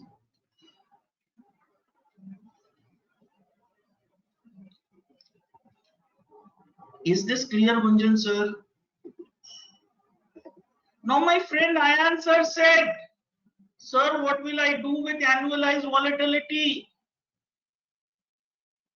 It is of no purpose. I am trading in an expiry where there are 7 days or 10 days remaining in options. How do I calculate that daily volatility or weekly volatility? So my friends, did I teach you a formula? What was the formula? Daily volatility into square root of 256 equals to annualized volatility. You remember this? How many of you remember this, or you have forgotten in last 1 hour we did? I answer. Do you remember this?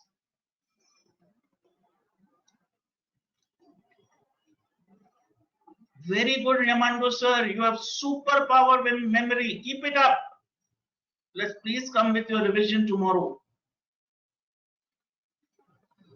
So 2 people are going to have their test, and if they pass, I will send a Cadbury to them, and if they fail, they will have to send me 2 Cadburys. Right? On a serious note,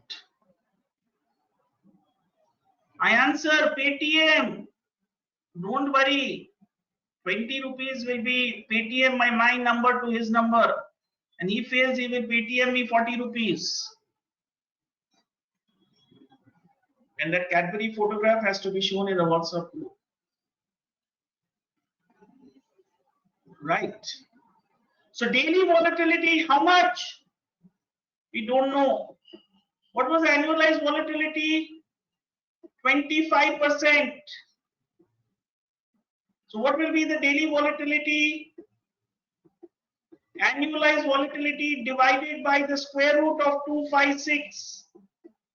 So that is 25 divided by 16. So it's roughly around 1.5%. So if Tata Steel is 15,000, closing. What will be the upper band? 15,000 plus 1.5%. How much is it? 225. 15,725. Am I making sense? 1.5% of 15,000 is how much?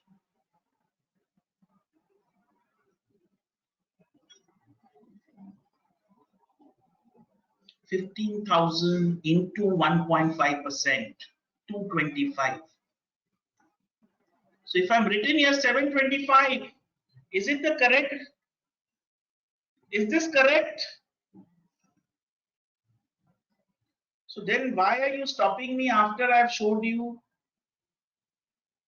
Why are you stopping me when I am showing you 15,725? Why didn't you stop me there? This shows how much attention you are paying.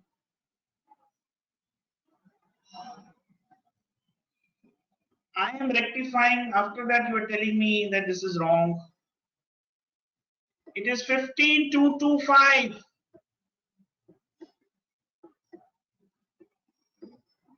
So what is the lower end? 15,000 minus 225. 14,775. Thank you. So now you can take out, I answered daily range from annualized volatility, which is annualized volatility divided by square root of 256. Now if I want to take out weekly volatility, how will I take out? Annualized volatility 25%. How many weeks are there in a year? Thank you, Kuldeep sir. Weekly volatility into square root of 52 equals to annualized volatility. So 25 divided by square root of 52 will be the weekly volatility.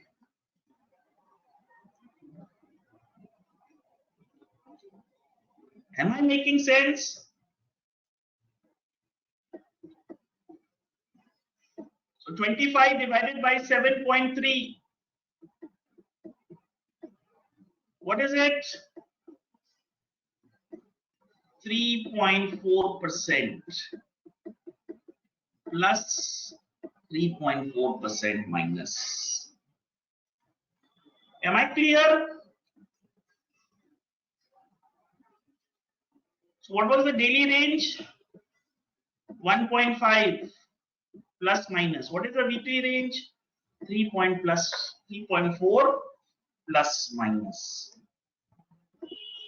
Is this making sense? Now my friends, Arvind sir, ये सब तो theory हो गया. Gunjan sir एकदम सही बात बोले. मोटा माल. How will I make money using volatility? Yes, I answer. Tell me, how can you make money using volatility? Let us come down to practical stuffs, because that is what will give us money now. Theory I have taught you. Now you teach me practical.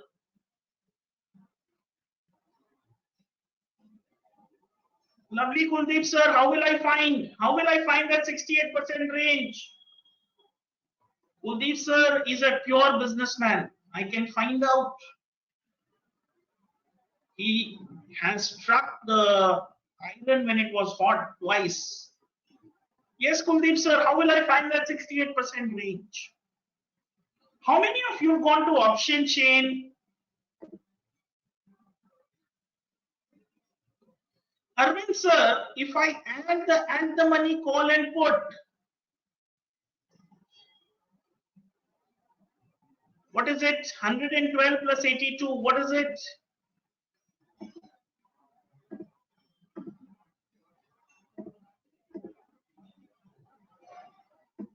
What is it?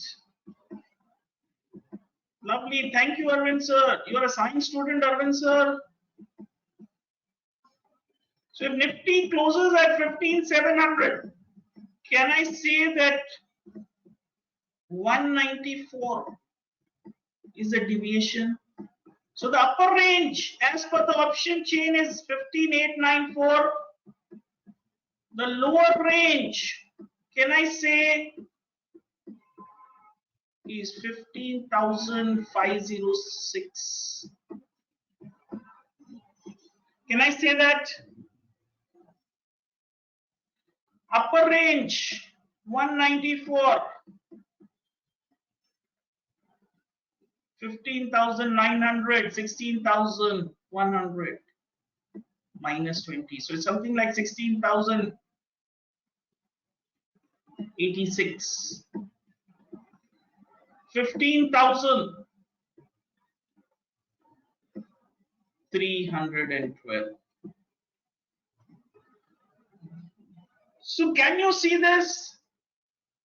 How many of you have seen YouTube videos of a lot of people coming up and saying, boss, I've sold this call, out of money put.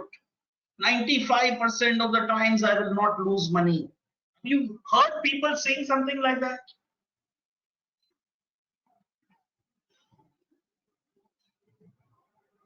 This is from this option chain. They are finding the two standard deviation. They probably will tell you sell 16,100 call, 15,300 put. 95% of the time the market will not fall. But there is a 5% probability that the market will still fall or rise above that level. What they don't teach you is what will they do or what will you do when the market goes there. Right? What will you do? Unlimited loss. Unlimited loss. Limited profit because the premiums are very low. So did you understand, Gunjan sir? Do you understand what is the importance of this option chain? This volatility. So let us look here. Let us plot this.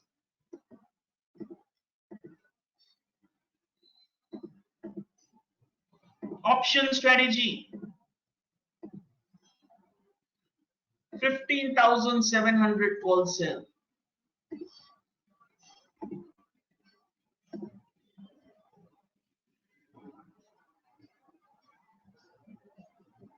$15,700 put sell.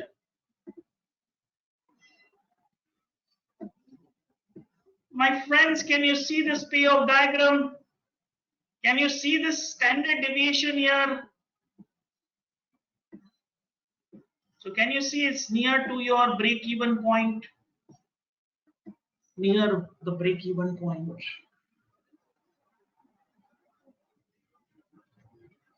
So tomorrow morning, Monday morning, this 184 will be your one standard deviation 68% of the times. Option will remain in the range of 15,894, 15,506. So that is why, as a short straddle, you will see that 65% of the time, option writer wins. 35% of the time, option buyer wins. Right?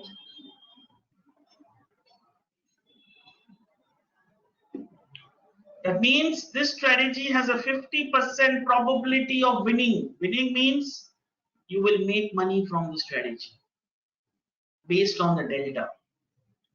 So 50% of the time the market will stay in this range.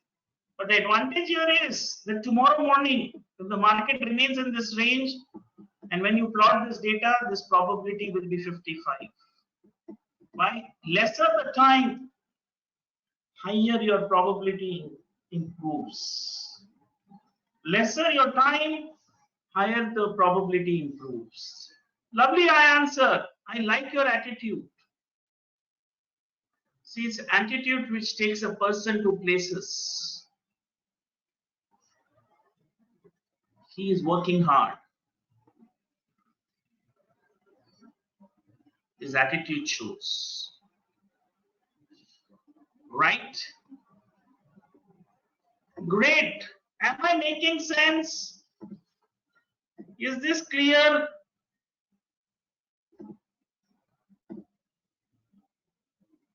Arvind sir, ये तो अपने देख लिए थे PL chart. This is your PL chart. 18894 के नीचे unlimited loss, 15506 unlimited loss. Right? Please do it with your own hands, Arvind sir. Now, keep plotting strategies. Do it with your own hand. This is free of cost. Opstra. Use the free version and do it. You will understand the strategy much better. Good. Keep practicing.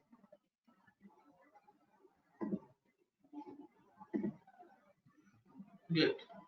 So this PL, is it clear? Good. So these are your Greeks. Theta gain. 18 rupees theta gain. Right? Good. Gunjan sir? Meena ma'am, that's the only problem. Before it goes to that 5%, you have to cut.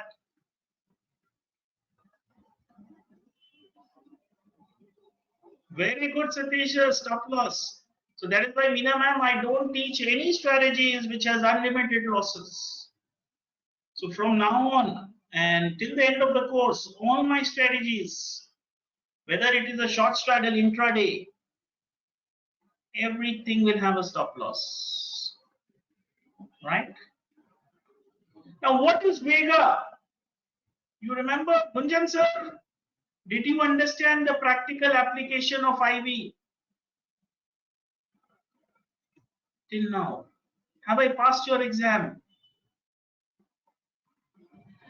Vega is the rate of change of option premium with regards to change in implied volatility. What is it? Rate of change of option premium with regards to change in implied volatility. This is Vega. Let's come back to the calculator. Kuldeep bhai, I'm increasing this to 15.5 from 14.5. What do I see? There is an increase in the call premium as well as the put premium. Yes. How much will my premium go up? For every 1% increase or decrease in IV is known from Vega.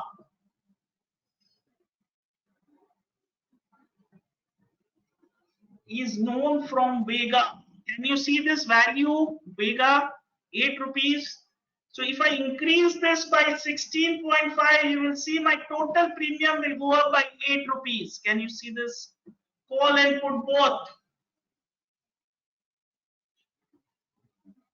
If I decrease this by 2%, my total premium will fall by 16 rupees, 8 into 2. Can you see this? For every 1% change, right? For every 1% change in IV, what will be my increase in call and put premium will be known by Vega. So now if my Vega goes up by 0.5, my premium will go up by 8 divided by 2, 4 rupees. Can you see this? My put premium will also go up by 4 rupees. So this is the last of the Greeks. Vega. What will my option premium change for every 1% change in implied volatility is called Vega. So when the Vega goes up, the call and the put premium both go up. When the Vega falls, when the IB goes up, call and the put premium both go up. When the IB falls, the call and the put premium both fall. Right? So let's take this example.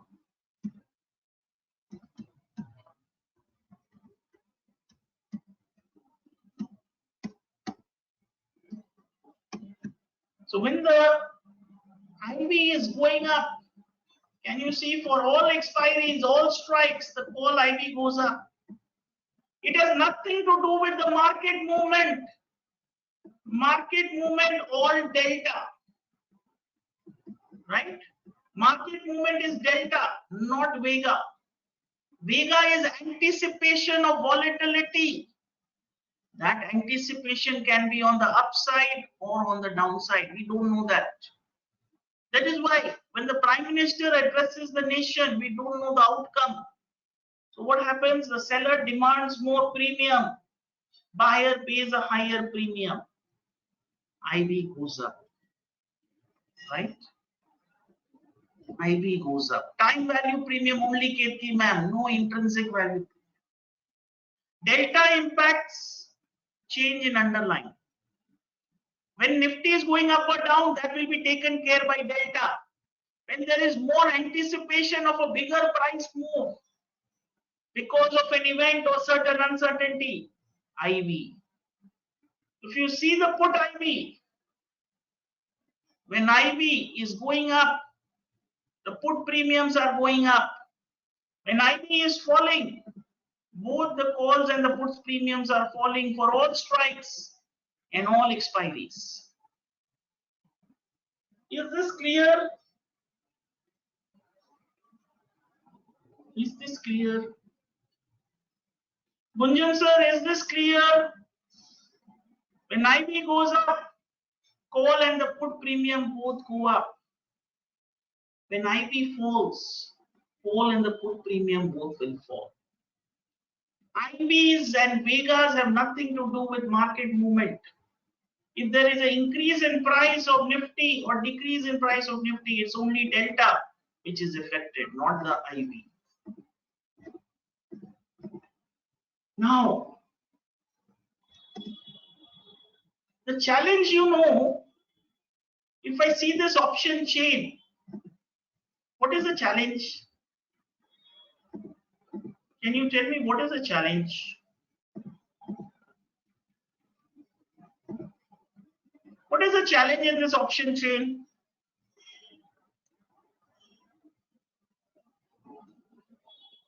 I answer, what is the challenge?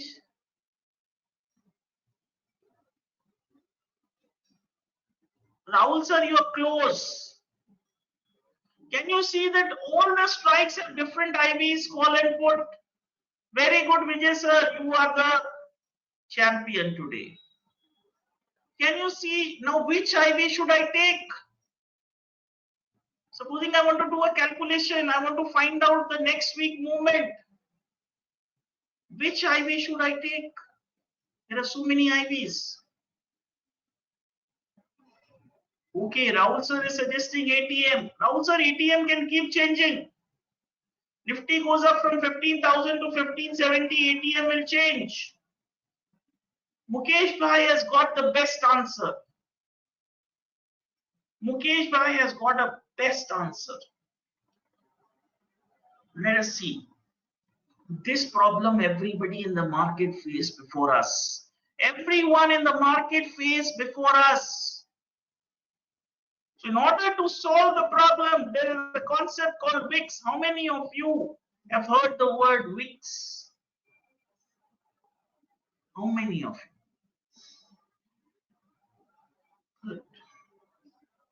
Good. Good. Quite a number. VIX is a volatility based index on the Nifty index option price. It is a volatility based index on the Nifty index option price. From this, the bid ask prices of Nifty future contracts.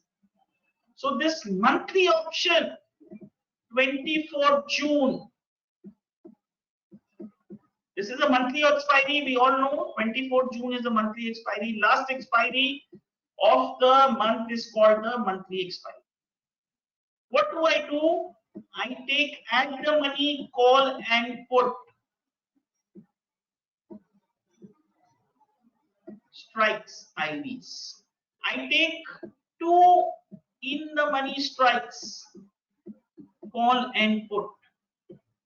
2 out of money strikes, call and put. So what do I get? 5 strikes of call, 5 strikes of put. Now these 10 strikes, right? These 10 strikes, average is the India VIX. These 10 strikes, average is the India VIX. So let us calculate.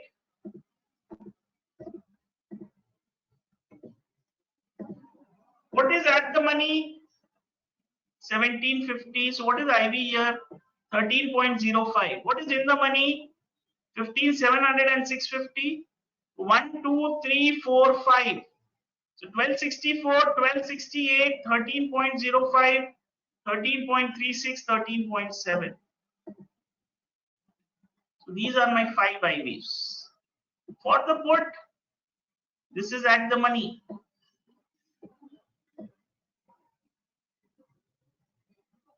Right? So what is the put IV? Around 11. What is the call IV? 13. So what is the total IV?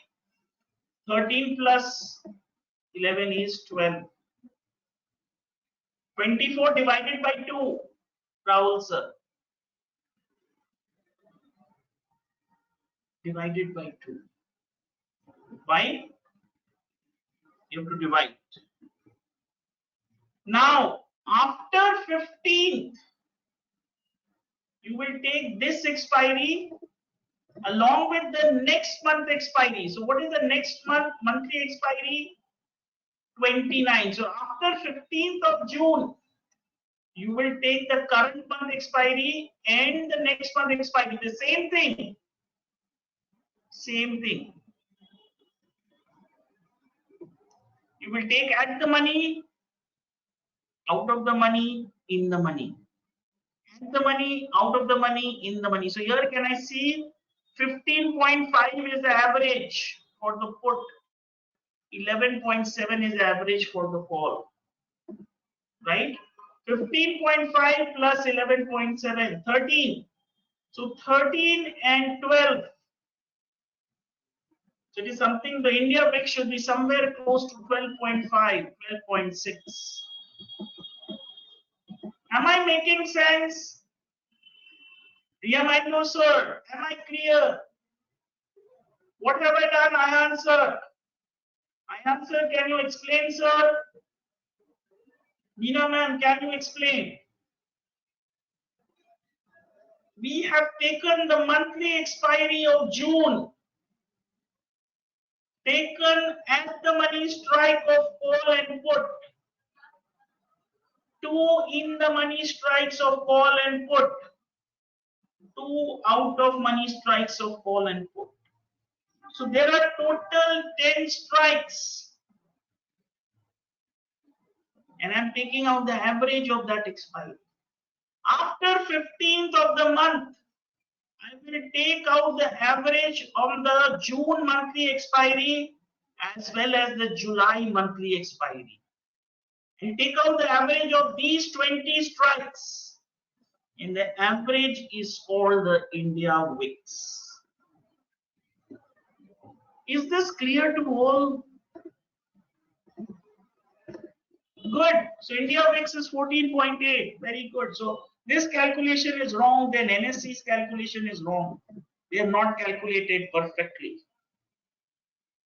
Lovely Mukesh bhai. So this 15th, after this June gets over, Kavita ma'am, I will only take the July expiry. After 24th of June, when this expiry gets over, I will only take the July expiry. After 15th of July, I will take the July and the August month average VIX. Is this clear, Kavita ma'am? I answer. Is this clear?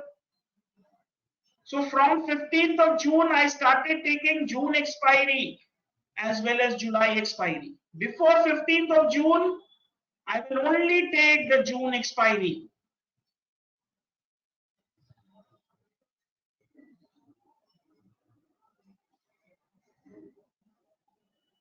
Average will be the India VIX. I answer. What to do? So now I answer is saying what to do with VIX. क्या करेंगे? So how many of you know that Indian VIX chart is available? How many of you know? You go to investing.com.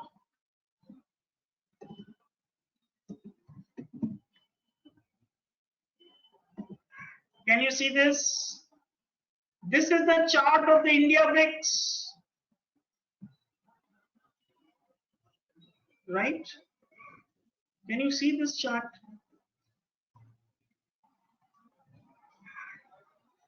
What is the India VIX doing? Can you see it is near to the low? Right? Now let me compare this, or let me add Nifty chart.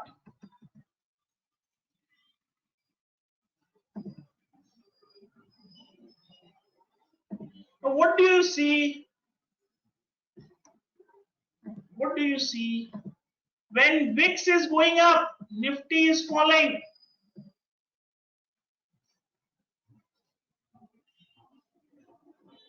Very good. Manasta, inversely proportion. When the markets are going up, Nifty, VIX is falling.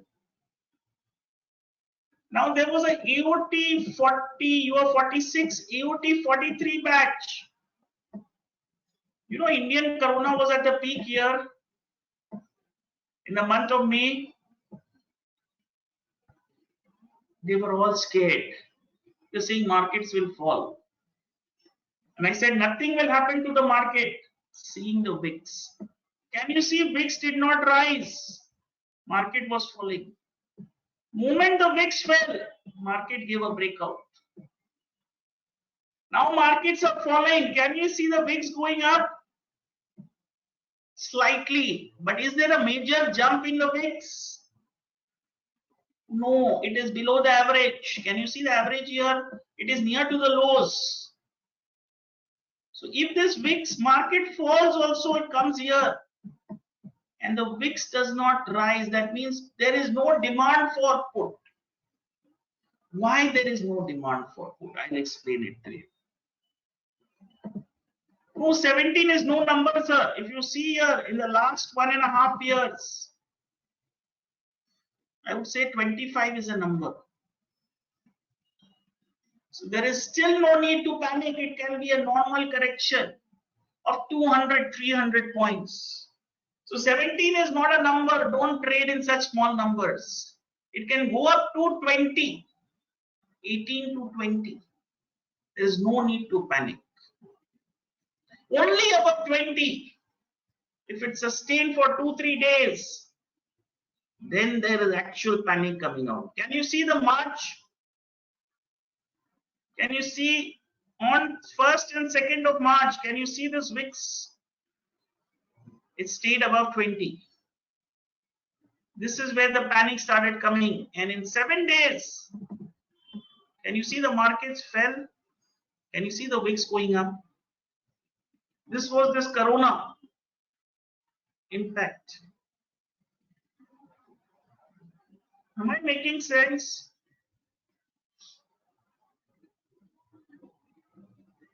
Good. So now are we understanding the practical application? So are you noticing when the markets are falling, what is happening? VIX is going up. When the market is rising, what is happening? VIX is falling. So if I put this into the equation, what do I get? When the market falls, IB goes up, VIX goes up. So when the VIX is going up, IB of the core also goes up. You remember, did I teach you this? That when markets IVs are going up. Call IV goes up. But the call IV will rise slowly than the put IV. The call IVs will go up, but the put IVs will rise more. Can you tell me why?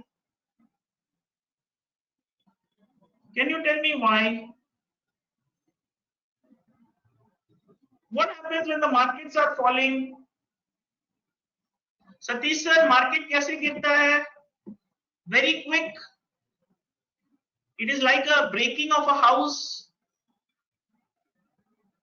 It falls very quickly, very sharp, right? Because everybody wants to exit their positions because of the news or the event. But when the market rises, it rises very slowly, like a structure. So the rise is always slower compared to the fall, right? The rise is always slower compared to the fall. So when the market is falling, everybody wants to buy the puts. Why do they want to buy the puts? Because they have bought cash shares. They want to protect their portfolio. You remember the word portfolio hedging? You remember the word portfolio hedging? So when the market is falling, the demand of the puts will rise more. That is why the IVs of the put will rise more than the IV of the call, and the overall market will go up. When the market rises, what will happen? Those people who had bought puts,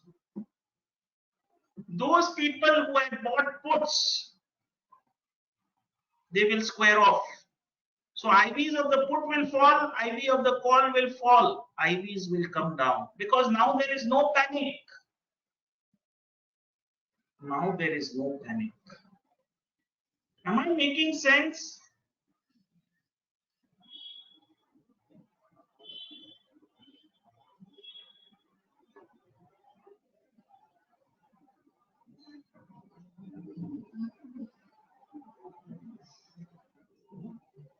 Right?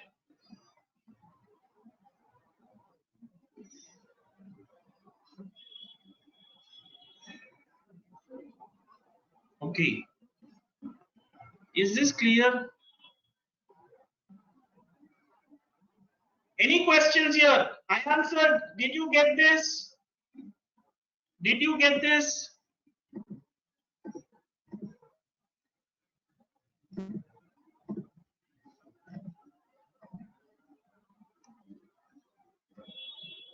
Can I show you the IVs of the call and put now?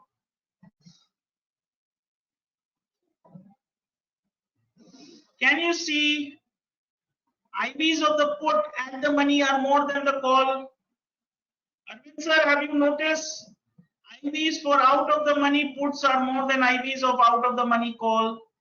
So IVs of put are more than IVs of the call. So in normal case, these IVs are always more. Why? Because the demand for put is always there,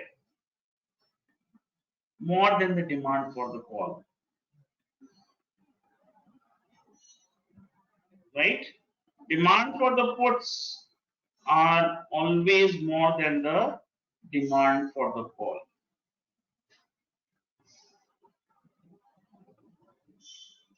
Is this clear?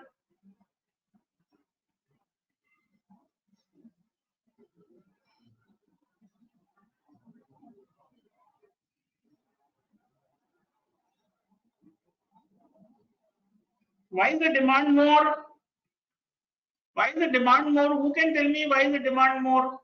Gunjan sir, if you have bought a portfolio and you feel that because of the global markets, it is going to fall. Because of the global market, it is going to fall. What will you do? You will buy a put for hedging. So there are more demand for hedging. That is why the IVs of the puts are more than IVs of the call. Demand is more than demand of the call. So when the market fall is over, you know now there is no panic. So whatever extra puts you have bought, what will you do? You will square off the positions. What will you do? You will square off the positions. Yes, people do hedge, Arvind sir. People hedge, big portfolio guys hedge 20 to 30% of their portfolios. I have seen somebody hedging more than 50%. Yes, so they buy and put a certain percentage of their portfolio to hedge. Good. We'll come to all those things later on, Arvind sir.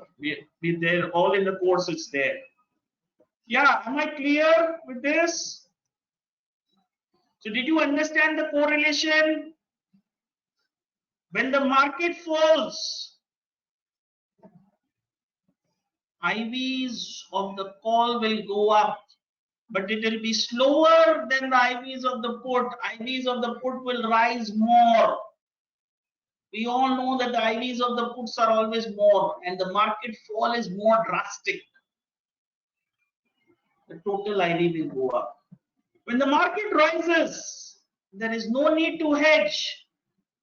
So demand for puts will fall. IVs of the puts will fall sharply than the IVs of the call.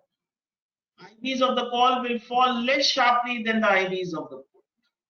Since IVs of the put is more, it falls more sharply when the panic is over. Am I now clear with this? Now let us take an example. Let us do all the 5 Greeks. Congratulations. You have completed all the 5 Greeks. What happens when the price of the underlying goes up? Call premium will go up. Put will decrease. When the Nifty falls, call premium will decrease and put will increase. I think so. Are we clear with this?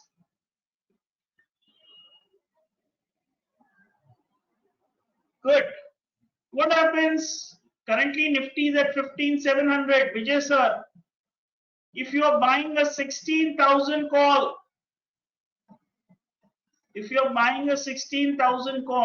what is it? It is a OTM at the money or out of the money? OTM, Arvind sir, will it have higher premium or lower premium? Does OTM have lower premium or higher premium? Lower. Okay. And for the put, what is it? 16,000. What is it? Vijay sir. If Nifty is at 15,000, for the call it is OTM. For the put, what is it? In the money. So what does in the money have? Higher premium because of intrinsic value premium and time value premium. Lovely. Is this clear? Very good. When volatility goes up, call premium will go up, put premium will go up. When volatility falls, what happens? Call premium comes down, put premium comes down. Am I clear?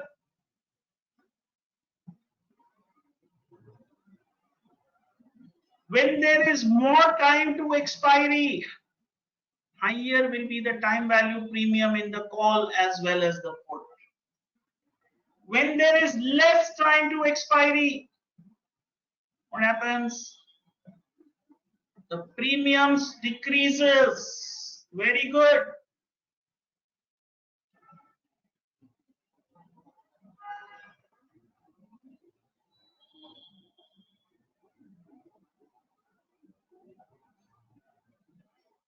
Right? Now when interest rate goes up, I taught you rho, call will go up, put will decrease by the rho value. When interest rate falls, call will go down, put will go up. Lovely. Now when a company declares dividend, call prices go down, put prices go up. Call prices go down, put prices go up. Am I clear? Is this making sense? Good. So now is your test. Now is your test. Arvind sir, you will answer the question to me tomorrow. What happens when the company declares dividend? Does the cash market fall? Say a company ITC declares 5 rupees dividend, will the cash market price fall? Yes or no? Okay, so Arvind sir, you need to study the cash market. Okay, so when a company declares a dividend, by that value, the cash market will fall. The cash market and the future market will close at the same rate on the last day of the expiry. Okay, the cash markets will fall. The cash market and the future rates will fall on the same rate. So when the future falls, call prices come down and the put prices goes up. So we are going to learn a formula in the next class, which is called the call put parity equation. Good, good. Keep asking. Right, now I'm going to take your test one by one. Are we ready? Meena ma'am, are you ready? Yeah, so Meena ma'am is the first candidate. So 20 people need to give the exam. Don't run away. Kuldeep bhai, you are next. Get ready. Meena ma'am is bearish in the market. She has purchased the 15,700 put. Okay, what is Meena ma'am? She is bearish in the market. On Friday, Meena ma'am has purchased 15,700. Nifty falls on Monday evening by 100 points. What will be the value? IV goes up by 1%. How much? From 12.38 to 13.8. What is the value of the 15,700 put premium on Monday evening? What is the new value? Yes, Meena ma'am.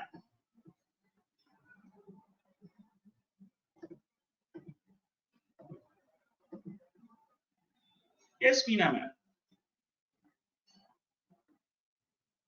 What is the new premium? So my friends, when you are going to calculate the premium, you have to calculate step by step. So first thing you need to calculate delta. What is the delta? 0.45. So when Nifty falls, what will happen to your put? Will it go up or fall? Can you see this minus number? That means ulta karega. It will rise. So for every 1 point, Manasda, your option premium is going to rise by 45 paisa.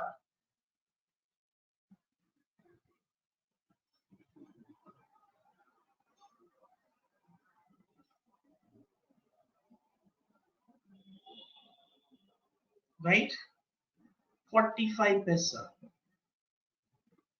So for every 100 points, how much will it rise? 45 rupees. So your delta means 45 rupees. Your premium is going to rise because of delta. Am I clear, Meena ma'am? Is this clear? Now what is theta? 9 rupees loss per day. 9 rupees loss. Right? So for 3 days, what will be the loss?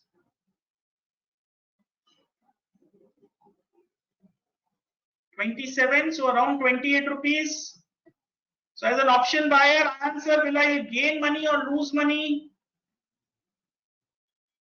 So I'm putting minus 28.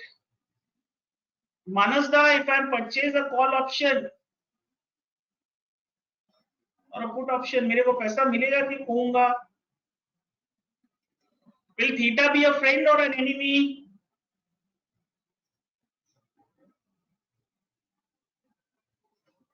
Very good, I will lose money.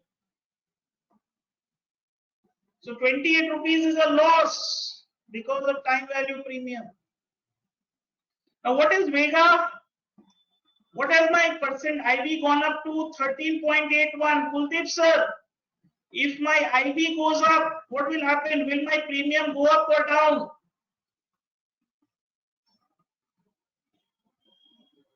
Go up.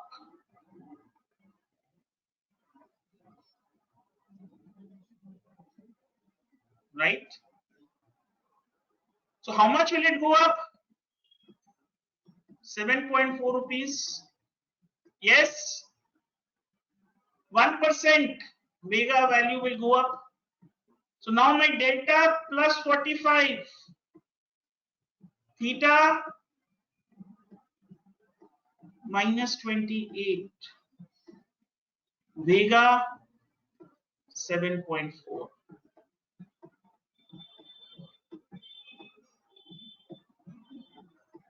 What is the net premium? 17 plus 7.4. How much is it?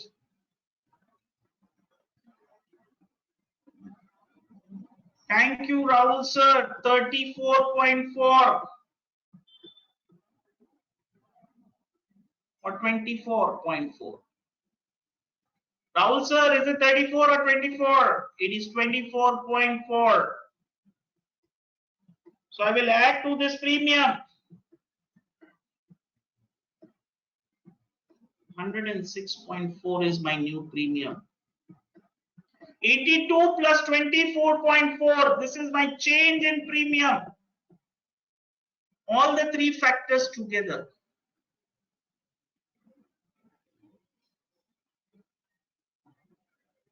Are you noticing this?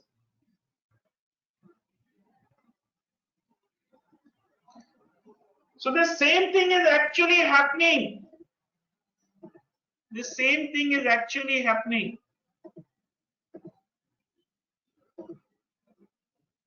If I do it in the option calculator, just see this. 15,715 is the rate. Exercise price 15,700. Volatility 14. Right?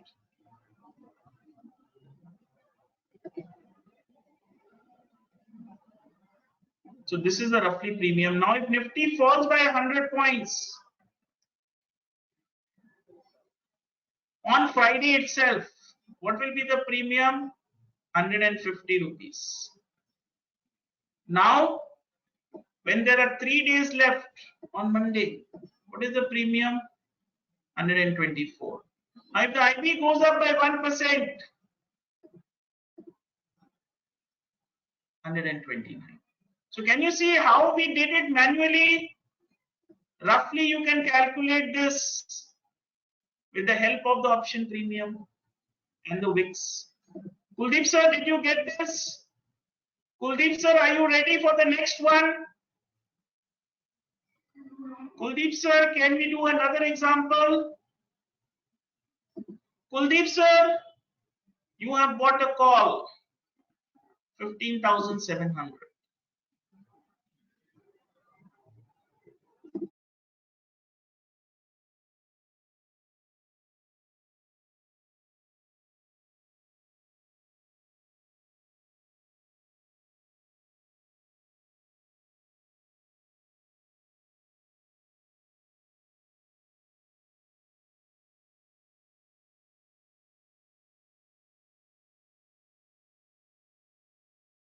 Yeah, can you hear me? 15,700 call.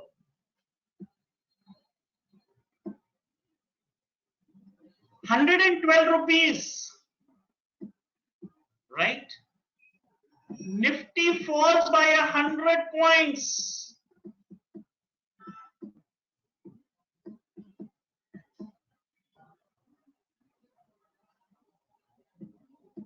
Nifty falls by 100 points.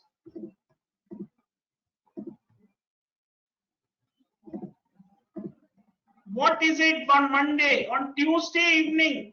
Tuesday evening, Nifty falls by 100 points. IB goes up by 2% to 15.22. What will be the new premium? Yes, Kuldeep sir. What is the delta? 0.54. So what will happen? If you purchase the call and Nifty goes down, what will happen to your call? Will it go up? Will it go up? Kuldeep sir, I answer. If you purchase a call and Nifty falls, the call will fall. How much? For every 1 point Nifty falls, your call premium will drop by 54 paisa. For 100, how much? Kuldeep sir, how much? 100 points fall, how much? How much? Kuldeep sir. Kuldeep sir, 54 रुपया बोल देते sir, 54. You are showing me the maths, which is very good. 54, I answer. 1 rupee, 54 paisa. 100 rupees, 54 rupees. Now what is theta? 9.5. How many days? 4 days. How many days? Saturday, Meena ma'am. Sunday, Meena ma'am. Monday, Tuesday evening, we have talked. 4 days. Tabli, Rahul sir, 36 rupees. So the delta loss is minus 54. Theta is minus 36. Now what is Vega? How much does it go up? By 2%. How much will this Vega value go up? How much? Kuldeep sir, 1% IV increase. What is the increase? 7.4. 2%, how much? Mukesh भाई, वेगा plus होगा कि minus? Ivy बढ़ा है कि घटा है? Thank you Mukesh sir. Kuldeep sir, I answer. Sharmila ma'am, am I making sense? For every 1% increase, 7 rupees 35. For every 2% increases 14, 7 into, so 14.7. So it is plus 14.7. So what is it? Delta minus 54. Theta minus 36. Vega plus 15. Right? 90, so it's something around 75 rupees change in premium. So I have to subtract 75 from the original premium. So what is the new premium? 37. Am I making sense? 37, 112 minus 75. Kuldeep sir, Ayal sir, did you get the IV? Is this clear?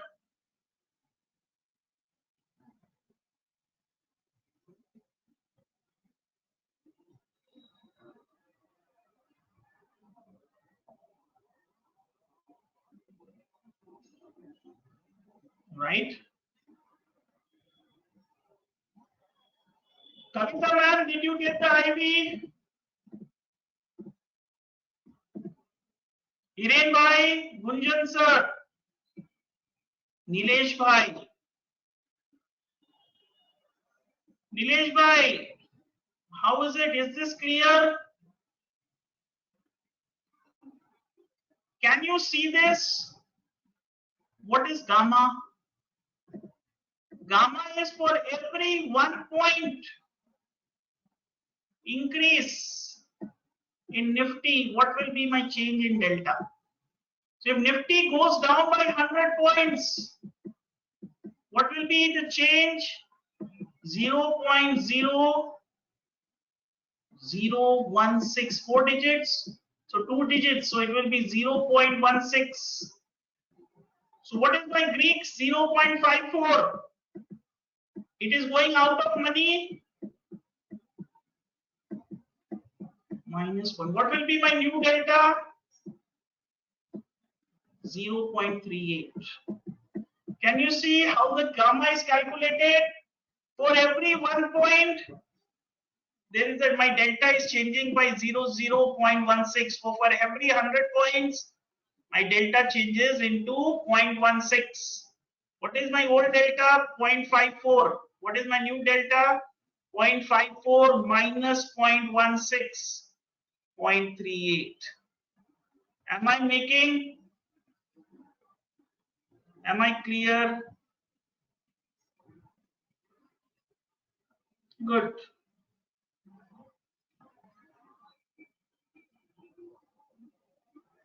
Sir, वही तो हम लोग किए Arvind sir, we did that same thing.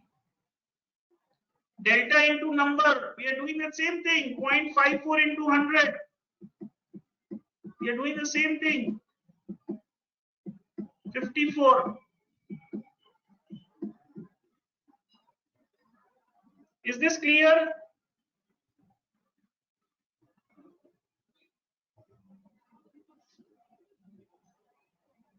New premium is not only delta, Arvind sir, आपको theta, gamma सबका calculate करना पड़ेगा. तब हम लोग एक ही चीज सीखे थे. You remember when we were doing delta? Just see the PDF or the presentation. Just see.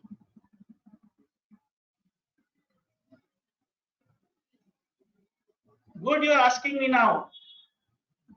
What is delta? Can you see this? It is the most popular Greek, measures the change in option prices with respect to change in underlying asset, assuming all the other Greek variables remain the same. That was assumption. So now, with every Greek, you have to add every Greek and how it is influencing. Am I now making sense? Is this clear? Good.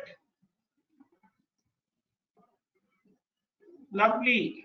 I want thorough revision, all of y'all.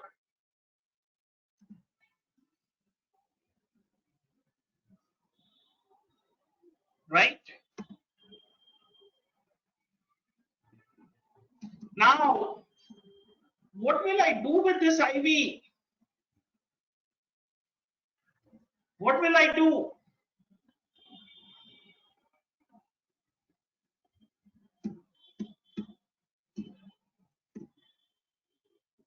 Yes, what are you going to do with this IV?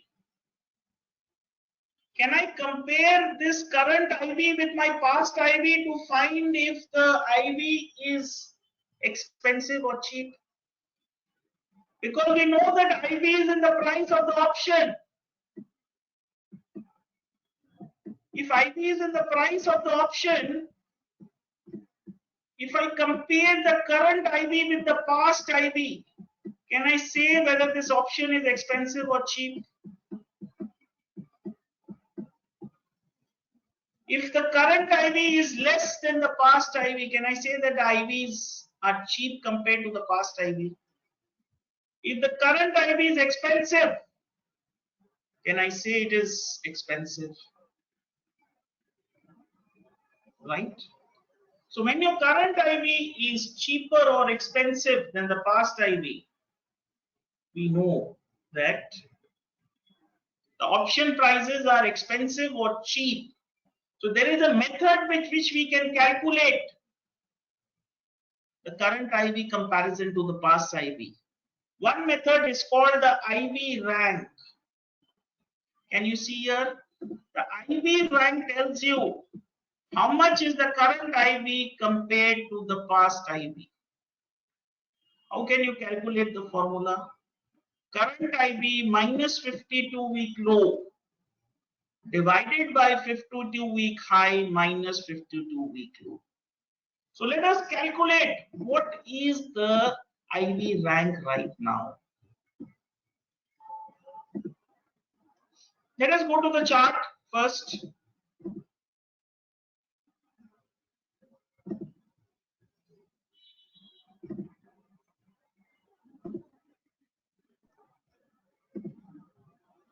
What is the current IV? 15. What is the 52-week low IV? 11. What is the 52-week high IV?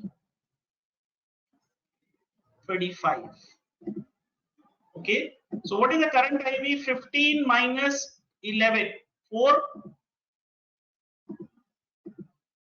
Right?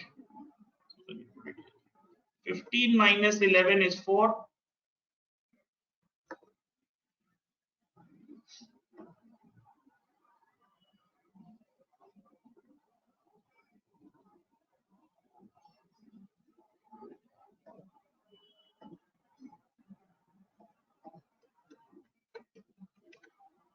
This is 4. Now what is the 52-week high IV?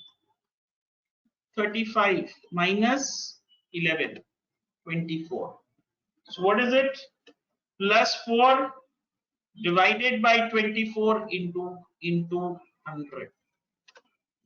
16.66.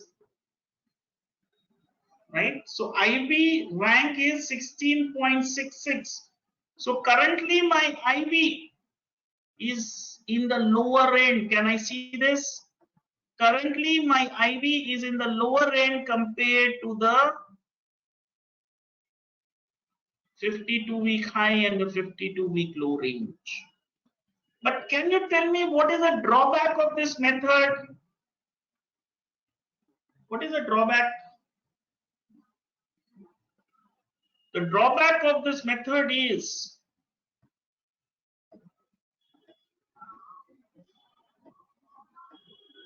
can you see here? Can you see what is the low? How many days it was near the low? 4 or 5 days. Can you see this high between 60 and 90? How many days? 10 days. Can we say these are outliners? It did not sustain below 60 for long. Can you say these are outliners? What happens is it gives you wrong numbers. Supposing if I say the low is 10, high is 85. So this 75, high minus low, is actually giving you a wrong number. So your IV rank might always be lower. Your IV rank might always be lower because of these outliners. So how do we solve this? How do we solve this? So there is another method which is called the IV percentile. The IV percentile is the percentage number of days in the last 1 year that your IV is below the current IV. How many IVs are below your current? How many of you got school kids? Anyone? How many of you got school kids? Have you all checked the report card? In the report card, if your son gets 60 percentile, what does that mean? That your son is ahead in maths marks, above 60% of the class. If your son gets a 20 percentile, what does it mean?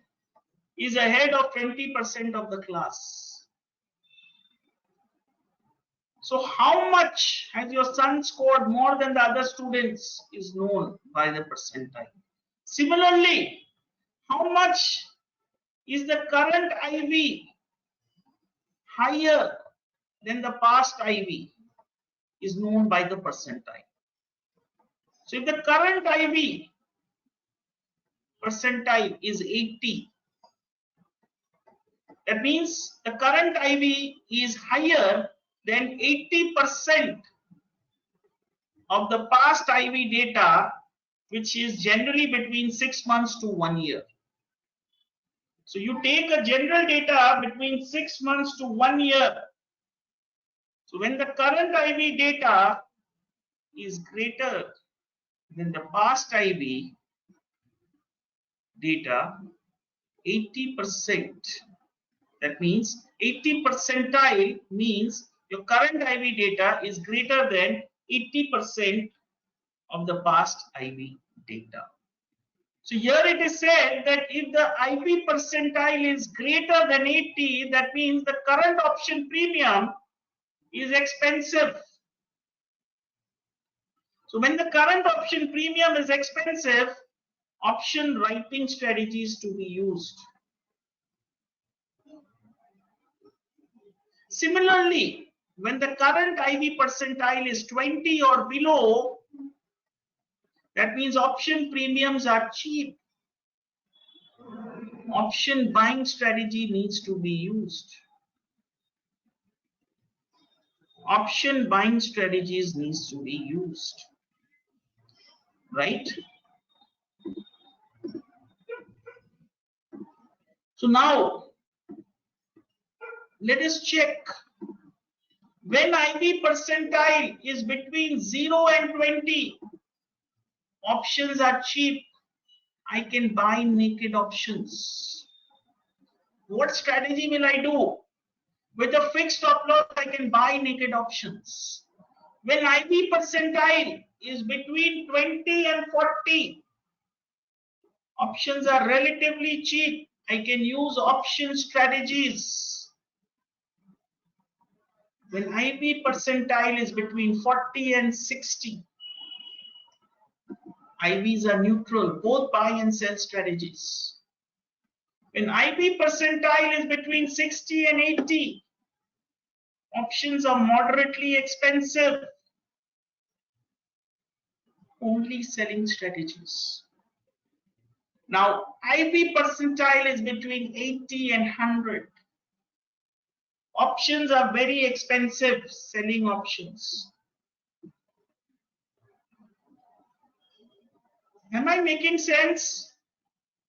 So IV percentile helps you to calculate what is your current IV compared to the past IV to see whether the option premiums are expensive or cheap. We cannot compare with option premium, Kavita ma'am, because option premiums have a theta component. So we compare it with the IVs. Right? Okay. Now the point comes in. Where can I get the IVs? Now my friends, have you seen here very carefully? Spot price 15,683, future price 15,725, IV 15.63. What is IV percentile? 5.58. Is it between 0 and 20?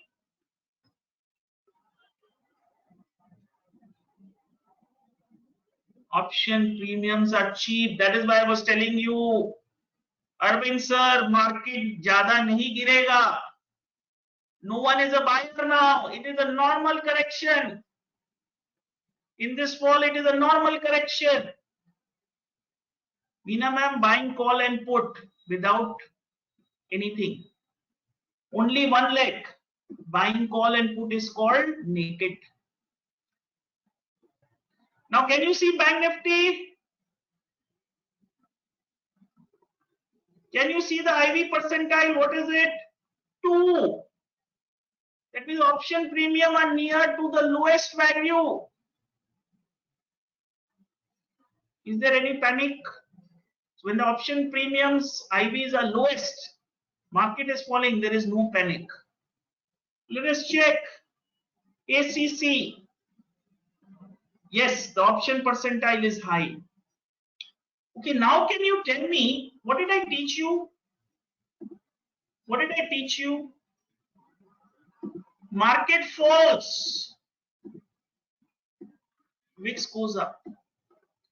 Can you tell me when the market rises and the VIX goes up? When will this happen? When can this happen? The market rises and the VIX goes up. Rahul sir, lovely Riamando sir and Rahul sir event. In an event, it can happen the VIX is rising and the market is also rising. Let me take you to the election, 2019 elections.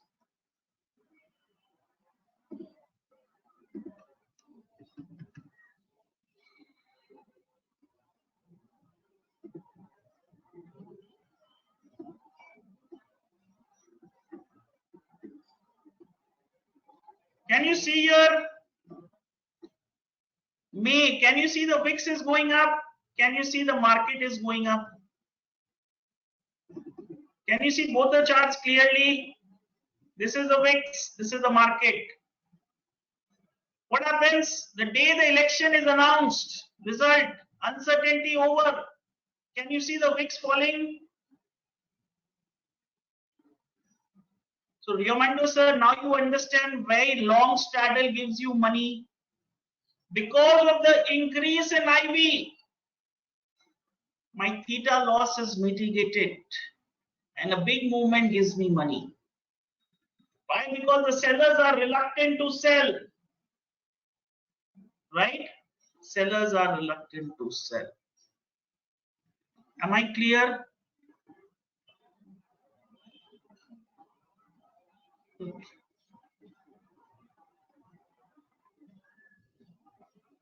Is this making sense?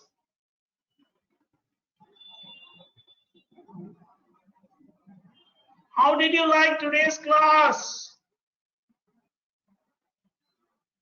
I answer, you can buy the call or the put depending on the market movement.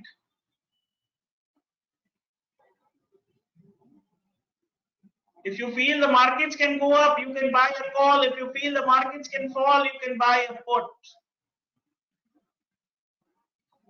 For me, there is nothing called tough. The tough word does not exist. And I believe my students should also feel the same way. It is new, but it can be captured. It can be conquered.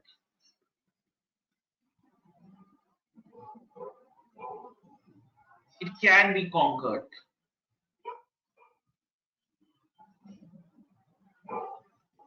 There is nothing called tough in this world. If a man without hands can climb Mount Everest, I don't think so anybody, you or me, requires anything. Can you see this percentile? 0 to 20 cheap, 20 to 40 relatively cheap, 40 to 60 neutral, 60 to 80 moderately expensive, 80 to 100 very expensive. Right? Very good, Pratmesh bhai. Very good. Only exception is event. When there is an event, Pratmesh bhai, IBs can go up and market can also go up. Once the event is over, everything normal. All the best, my friends. Kuldeep bhai, keep revising. Because whatever we have learned, we are going to apply this. IB percentile, theta, delta, gamma. Whatever we have learned, we will apply this. Strategies are very easy. Strategies are very easy. This is the main base, the Greeks. Right. My friends, nothing is impossible, nothing is tough. I don't believe in this word, and you must also not believe. Right?